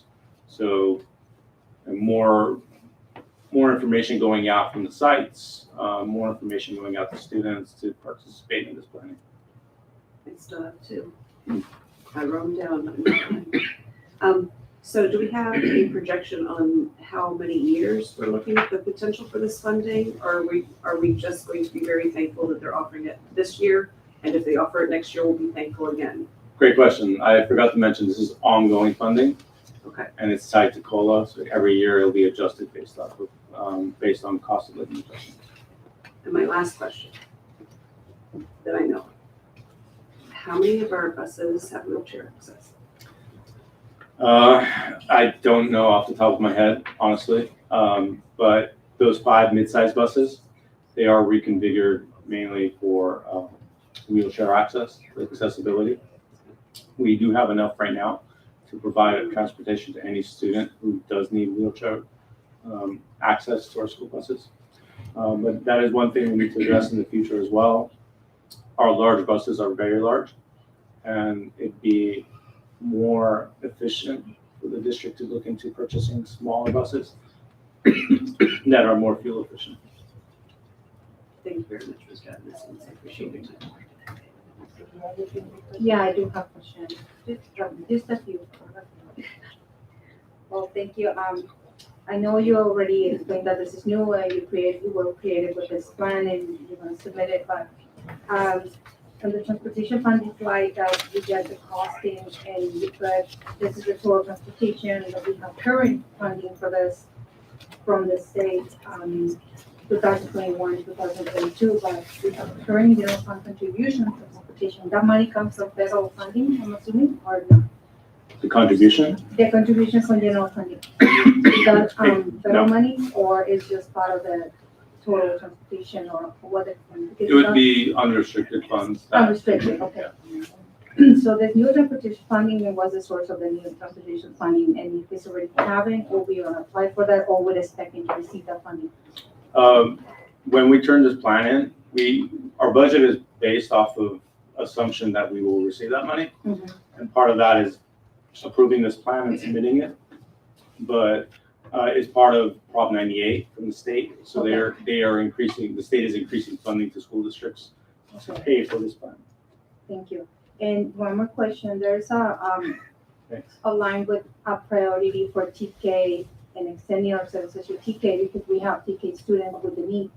But it says here, the walking distance to a school bus are the priority for that transportation, especially general, not only special ed, but general ed. But it's, now the current rule is that from school, if there's a student that is homeschooling on one particular campus, it needs to go and transport it to another campus. And they need to be picked up at school and drop off at school, and the parent has to go to the homeschool instead of the school that it is going. And that's a rule that has to be impacted for the mileage of the distance from home to the homeschool and then to the transport. It's a little complicated for a parent going to the homeschool and waiting for the time, and sometimes they're late and it's easier, they already close by. So I don't know if that's something that eases the parents' needs, or just being picked up at school and just drop them at the bus, or is this something that it's already being targeted as a potential need, or is it in particular basis? Okay, particular case basis. Yeah, it depends on the circumstances. Each case is different, honestly. For whatever, I don't want to assume for whatever reason a student does not attend their home school, they're attending another school. I don't know what reason. That's something that could possibly allow for transportation away from their home school, or if it benefits the family to transport the student from the school that they attend to their home school for their parents to pick up. It honestly depends on the circumstances. And that's why we get an application. We communicate with the parent, the family, to make sure what their needs are. Yeah, that's what I said, besides all the questions that I have, how elaborated, but I know for a fact, because I have a son with special ed too, and I didn't know that I had to request, and I ended up dropping out the option, and I said, I'll drop them on myself. So, but as my questions were further, what a parent can do to talk about the need and will do, and if there are special circumstances can be taken into consideration. Right. Because the governing board may take exceptions, but the parent, what the exceptions can explain to be able to be considered. As far as what can a parent ask for in terms of their exceptions, generally, we try not to we don't make exceptions just because there's got to be a circumstance for why someone would want their student to have transportation beyond, where a stop would be near their home or their home school. We don't do it for convenience because we do have 9 fixed routes and we have 10 schools we have to service. So to be able to service everyone differently like that would be difficult. So it would have to really be the circumstances. And we, that's why we have the application. They do communicate with every family. If there are circumstances like that, we would go to the department, if it's special ed or ed services, and talk to them as well to see what are the circumstances. But we do communicate with families often on these kinds of issues. All right, thank you. Thank you so much. Special circumstances do occur, but they're not often. Okay. Dr. Brady? Yes, I just wanted to also add that Mr. Avanesians and Dr. Keppen did meet with our CSEA employment group since this plan does affect them. They have reached a tentative agreement on an MOU. Should the board approve this plan tonight, we'll bring that forward at the next April 12th board. Ready to vote? Yeah. Another comment?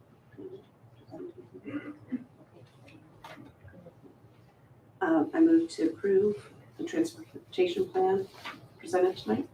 Yeah, I second the motion to approve the item 4B. The motion by Ms. Gates, a second by Ms. Lizarraga. Mrs. Saraiva? Aye. Ms. Gates? Aye. Ms. Sarmiento? Aye. Yeah, we have to favor. Thank you.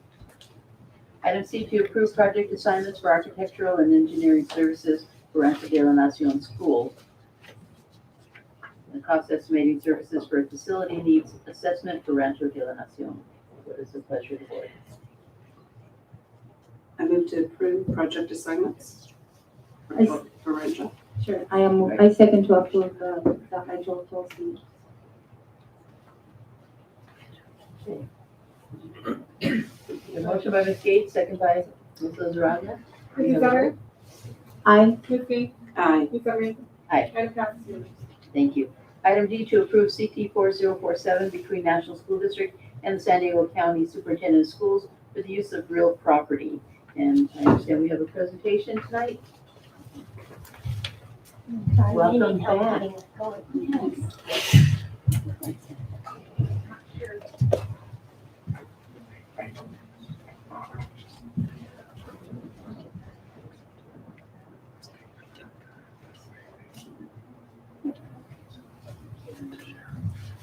Hi, everyone. My name is Rita Pele, and I'm the Executive Director of Early Childhood Programs and Services for the San Diego County Office of Education. And I want to thank you, President Sarmiento, board members, Dr. Brady, and staff for having me here this evening. This is a blast from the past. So I was here for 13 years as the Director of Early Education from 2000 to 2013. So it's really fun to be back.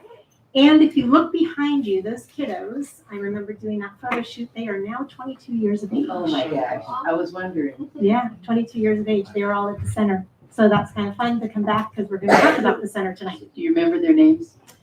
I remember some of their names. So the little one with the Pittsburgh, that's Mia. I remember Mia. Our little blondie over there, all the way in the back, fluent in Spanish. Spanish was her first language. And I think her name was Alyssa. She went to San Diego State? You know what? That is interesting. They all got to keep their sweatshirts. Mia went to San Diego State. She did not go to Pittsburgh. But I do remember some of the kiddos, and that was just really fun to come back here and see them there. So that's cool. neat. Yeah, and I am 35, so I don't know how they're 22. So, I understand. so with that, I am just here today to talk to you about a future partnership with the County Office of Education to discuss a little bit about how we can offer more of a continuum of options for your families here in National City and your school district when it comes to early childhood programs. So you all know what programs you have here, but I'm just going to mention them briefly because I would show you how this additional option would add to this continuum. And that is that currently you have a state preschool program that you were just discussing. That's a 3-hour program for 3 and 4-year-olds. You do give the parents an option when you go into the state preschool program. Some parents may choose TK at a 4-year-old, but they also have an option of a part-day program because you never know. That's always based on the parents' needs, correct? And then you have a state preschool program that's also combined with your Head Start program that can offer up to 6.5 hours a day for both 3 and 4-year-olds again. And that's a combination of your preschool and Head Start, knowing that all of those programs, as you mentioned earlier, you have to qualify for those programs based on income. Head Start is below income. The families are typically below income. State preschool now is at the 100% median. So we've increased those ceilings, so that's great. You offer transitional kindergarten for all your 4-year-olds. That's a full day program aligned to your kindergarten, and so that offers that to your families. But there's no options for your families for infant and toddler care here in NSD. You do have options, in National City itself, but not center-based, very few center-based. Those are Head Start and mostly family child care. So there's a need for quality, and how I know that is because we've done needs assessments. And there's actually only 4 centers, to be honest with you, between Encanto and here in National City, 4 child development centers that meet the needs of 0 to 3. It is really a desert when it comes to 0 to 3 programs. So there is a need. And there is very limited center-based options for parents with children with disabilities. Okay, so with that being said, that beautiful center there can be an option to have infant and toddler care here in National City to meet the needs of your families. At the center itself, if putting an infant and toddler program, you can serve approximately up to 45 students. I want to say children, they're babies, 0 to 3. They've only been on this earth for 0 to 3 years, so they are little guys. They're like your earliest learners. And this program itself would be overseen by County Office of Education. Our department itself will be doing the overday site supervision. But this option can be part of your inclusive option from 0 to 12 here in National School District. But what it would look like is an infant toddler program. It can be the first introduction to your families here in NSD. And it can become a seamless transition between early education programs, 0 to 3, your preschool programs, and your TK programs, then moving into kindergarten and beyond. The nice thing is, again, offering families options. When we're talking about a full day program, we're talking about a 6 to 6 program. That's a full day option for those parents who really have to work and they have a need to place their most precious babies somewhere, and this would be that option. This would also be an additional opportunity for the workforce that you were talking about.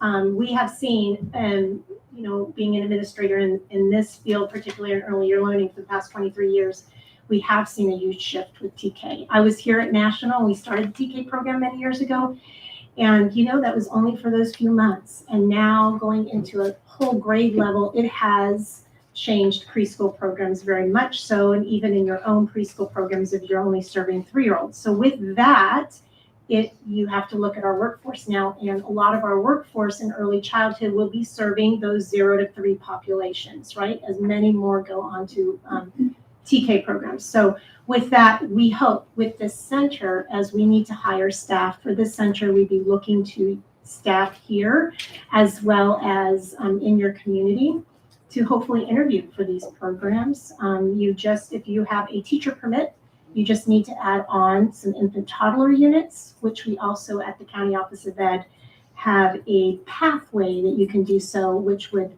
fully be paid for. So what would the next steps be for this partnership?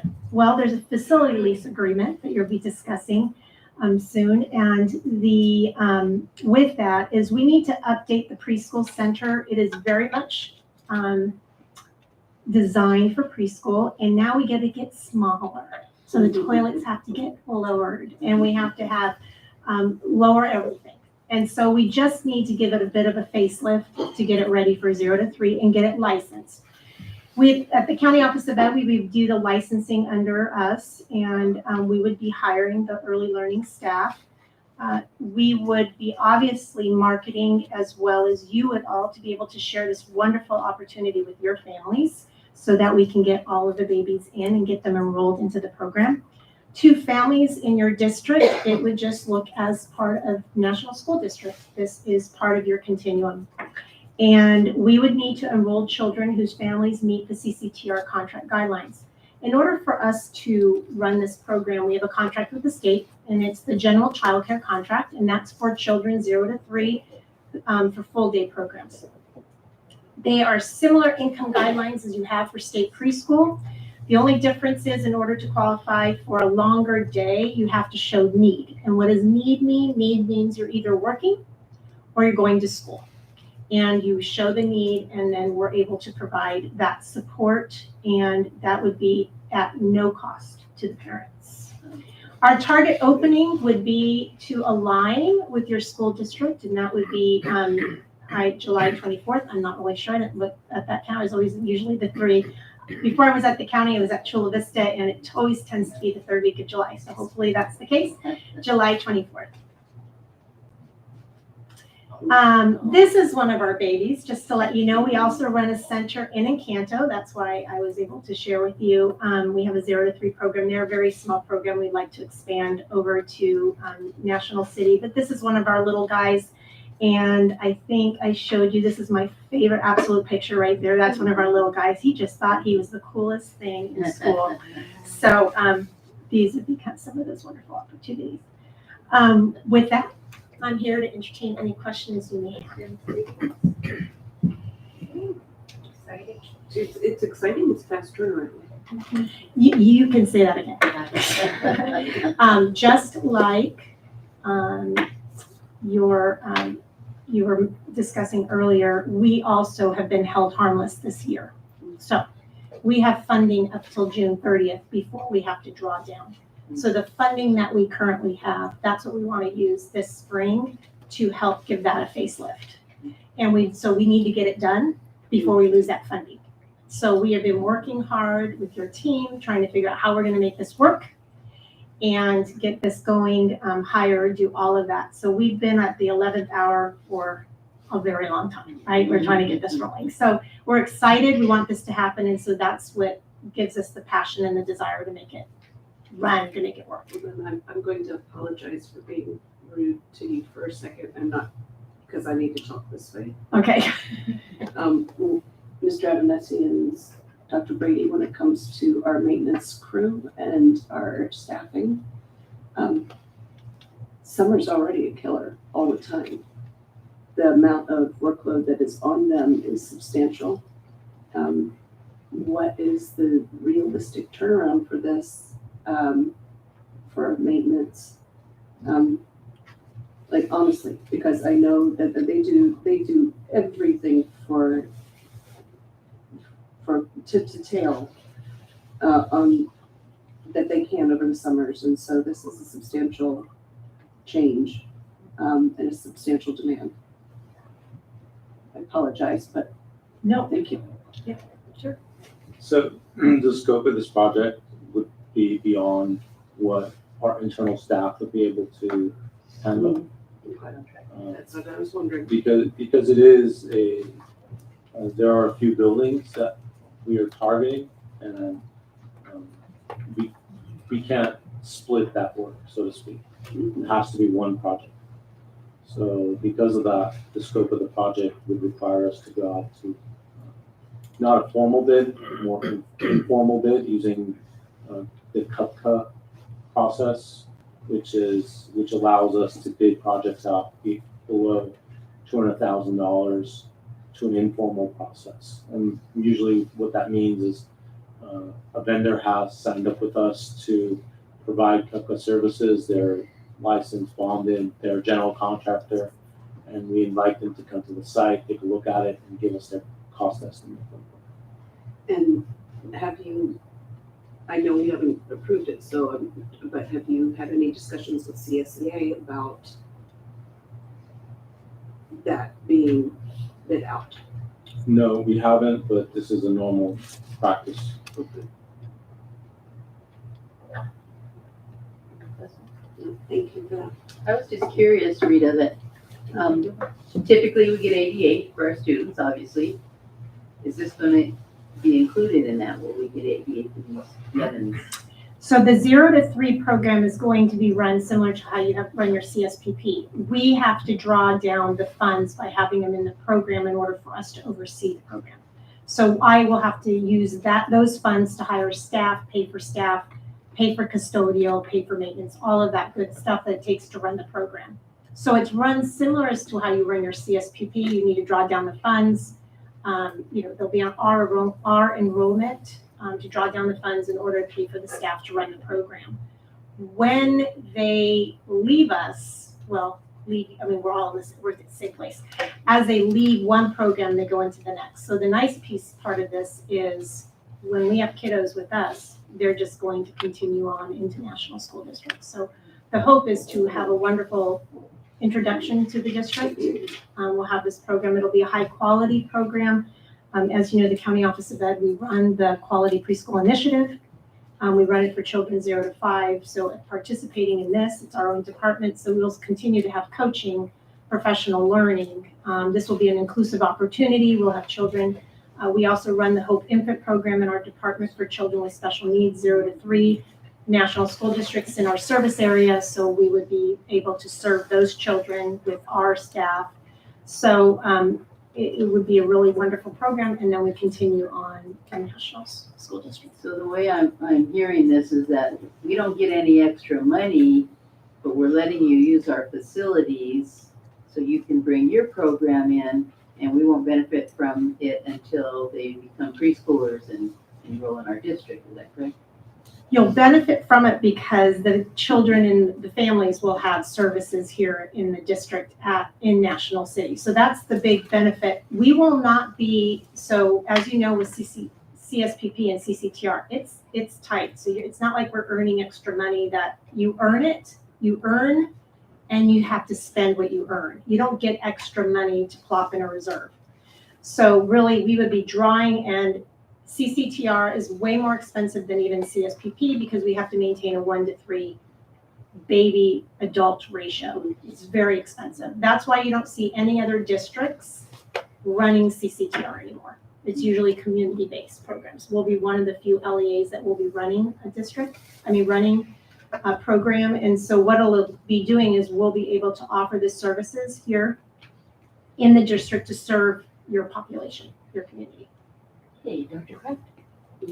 Yes, and one of the key factors is that makes the CSS preschool a little bit unstable is they turn 3, and you have to you're able to take the students at 3, and it's difficult to do projections and plan and with staffing, and so having a feeder program, prenatal to 3rd grade, which is one of the ways that districts are looking at, is that allows us to have kind of a pool, an idea of who would be transitioning into our preschool, and it would be a partnership and a seamless shift in there. Once the students are able to go 3, we can pop them into our preschool, or they can finish out.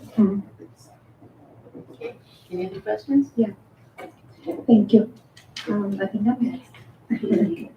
Well, thank you for this presentation, but I have a few questions, and I just want to recap. I'm not too friendly with acronyms, but I would like to see if you can explain to me what CCTR is. Yeah, it's CCTR. It doesn't stand for anything of what it means. It's actually general childcare is what CCTR stands for. General childcare 6 to 6 programs.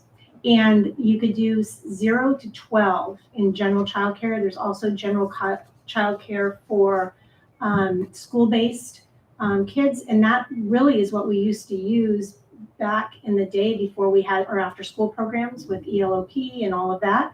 And so now you'll find most of the programs running a 0 to 3 or a 0 to 5 full day. Thank you. And just to recapping, this could be a combination from Head Start and to preschool from state. So the Head Start is a long process for families. Sometimes it's overwhelming to get proof of income for work and family, and the family as a whole to be able to qualify for Head Start. So what is the facilitation now will be the combination for the state preschool and the facilitation for the families to go to the process. There will be extra support for them. I bet I will be some support to be able to qualify for this, but I guess it's limited to 45 little ones. So let me clarify. This is already the program you have here at National City. You have this current program at your school sites right now. That is not the program we'll be running. So the preschool program that you have, your state preschool program, your combination of your Head Start state preschool program, that's already in existence right now. That's how you fund it through your CSPP and then the combination of CSPP and CCTR. Our program that we'd be running is for the 0 to 3 that you do not have, and that would be funded by the CCTR contract that we currently have. Okay, thank you. That's some clarification questions. And also, you said there's a study that there's a need for quality childcare, and I wonder what type of study that is done to be able to provide that need and to prove that need. And also says link to center-based options for parents with children that have disabilities. Very passionate about this because when a child is born and is developed through the third year is when all these needs for students are shown. And it can be a speech delay, it can be hyperactivity. So what type of support you can provide? Because you said you're going to hire staff and you're going to be preparing about there's some extra support for admitting a diagnosis, for example, or admitting a convincing that they have an evaluation. It's hard to do that because they're their babies. So what kind of support are you going to provide with this program? So our department already oversees Part C. So Part C in special education is for those children who are developing an IFSP. So you have when a child is diagnosed with a disability or qualifying disability between the ages 0 to 3, you typically will see services either with Hope Infant. We provide mostly services for those who are more medically impaired. And then you'll see regional. And regional, typically you will see a lot of services, especially for those who have autism and behavior needs, some different. And so between those two programs, regional and Hope Infant, in San Diego County, that's how we serve our 0 to 3 population. So at the County Office of Ed, in our own department, I have a director who oversees and 3 managers who oversee the special education program for 0 to 3. National City is in our Hope Infant service area. We serve 350 children across San Diego in Hope Infant. And so children who maybe have an IFSP already from 0 to 3, we want to give them this opportunity to have a center base. How do I know we're very limited? Because I oversee the inclusion programs for these children. And what we're trying to do with our EAP grant, which you also have an EAP grant here, is we're trying to help inclusive practices across San Diego and build relationships with already existing programs to help include children with special needs in the general education program. Not a separate program, but in the general education program with supports. So our Hope Infant team that have our own SDC teachers, our own speech therapists, our own OTs, our own PTs, our hearing and impaired specialists, they're the ones who would come in if we had children with special needs in this program to come in and provide those supports.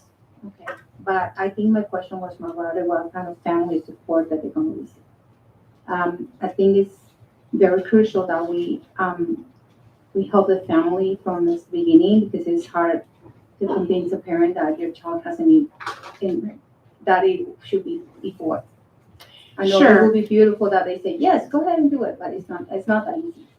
Especially because they're their kids. So what type of support you do provide before? That's part of the IFSP. Thank you. So an IEP, here when you turn 3, you get an education plan. When you're 0 to 3, it's a family plan. It's not an education plan, it's a family plan. So what we do right now predominantly is we push into the homes to provide special education services, and it's based on the family's needs and the family's desires of what supports they want. If they choose to place their child in a center-based program because they want their child to be socialized in a center-based program, we can do that. Do we continue to provide the family support in their IFSP? Yes. This is just an option that the family may choose. Do we continue with parent education, parent support, parent count, all of that? Yes, those services continue. It's just an option that the family may choose. Thank you. That's what I wanted to hear. Thank you. Any further discussion? Any other motion?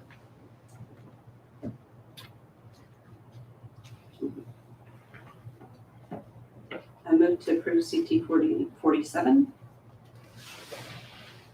I second the motion for approving 12B. I have a motion by Ms. Gates, second by Ms. Lizarraga. Mrs. Hunter? Aye. Ms. Gates? Aye. Ms. Ramirez? Aye. Mayor Pat? Thank you. Welcome back.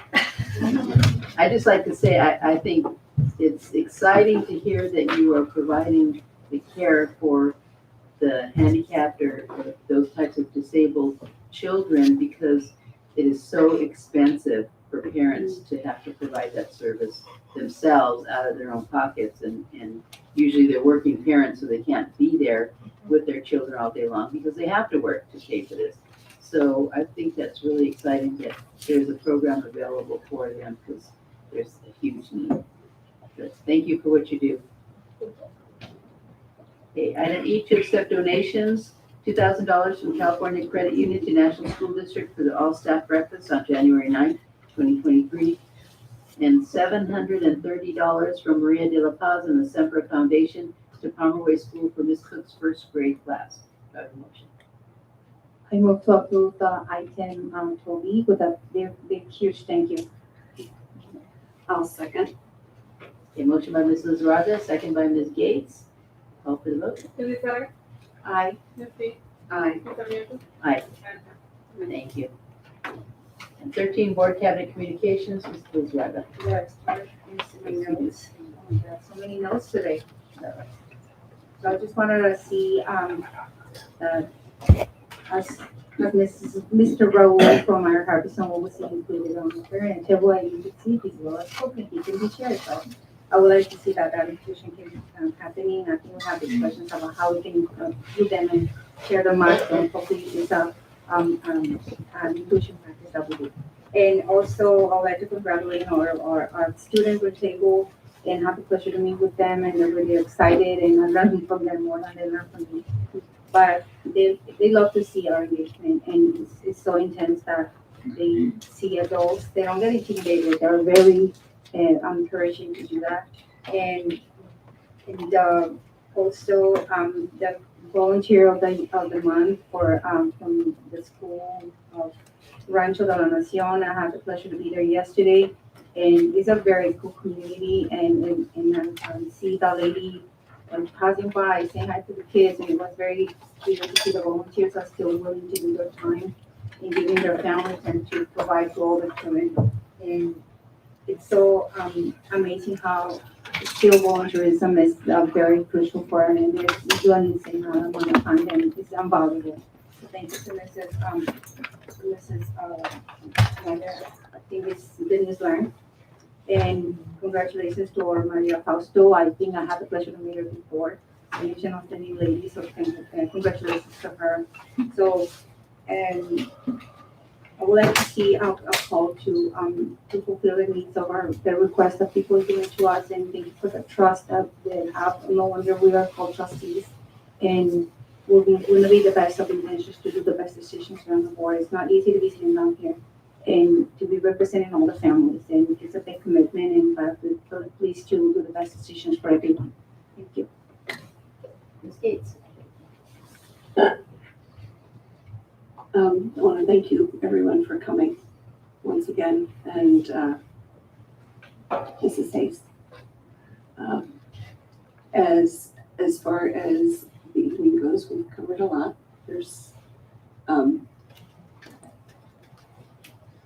a lot of things to celebrate for our kids, and in the middle of everything, I don't want to lose sight of that. So thank you to our children. Thank you to second graders and onions. I'm not an onion soup person, but I might just have to go home and get some just to respect them. Thank you to Emma for leading us. Thank you to the roundtable. Thank you to Raul.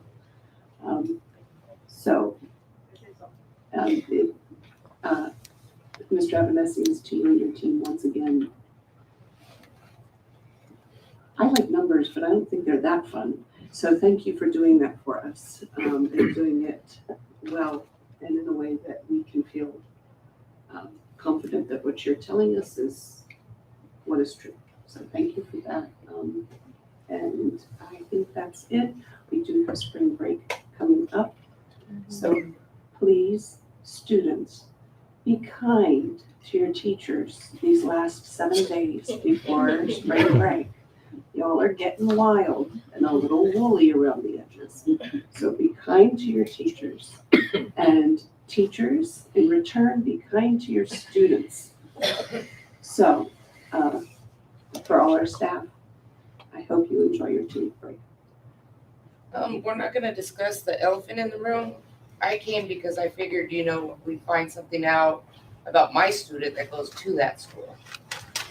We're sticking to the agenda. But there should have been maybe an emergency meeting so we could find out what's going, I don't really care what's going on. I just wanna know what's going on at the school. If so, to that take would care be of a my separate child. meeting.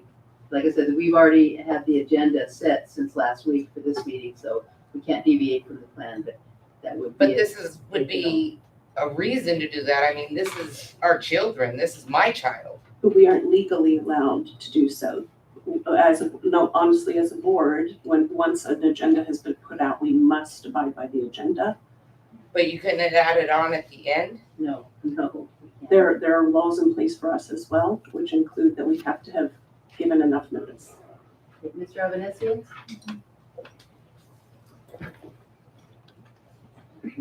I just wanted to thank our classified staff, all of our classified staff, whether it's a bus driver, child nutrition services, groundskeeper, custodial staff, the business office, they're all classified employees. Just wanted, and our instructional assistants to make everything work. I wanted to share a statistic. Half of all of our classified staff live in national cities. So they are invested in this community, they know this community, and they serve this community. So I just want to take a moment to recognize that and just thank them for the service. Thank you. Dr. Kevin? I agree with Mr. Avanesians. Thank you to all of our staff, and they worked really hard, and I'm sure they are very much going to appreciate this spring break. I want to thank our superintendent roundtable students, all of our students really tonight that presented. I was blown away by the Onion Boy presentation. Amazing. I was following along, and I just don't even think I could remember all those lines.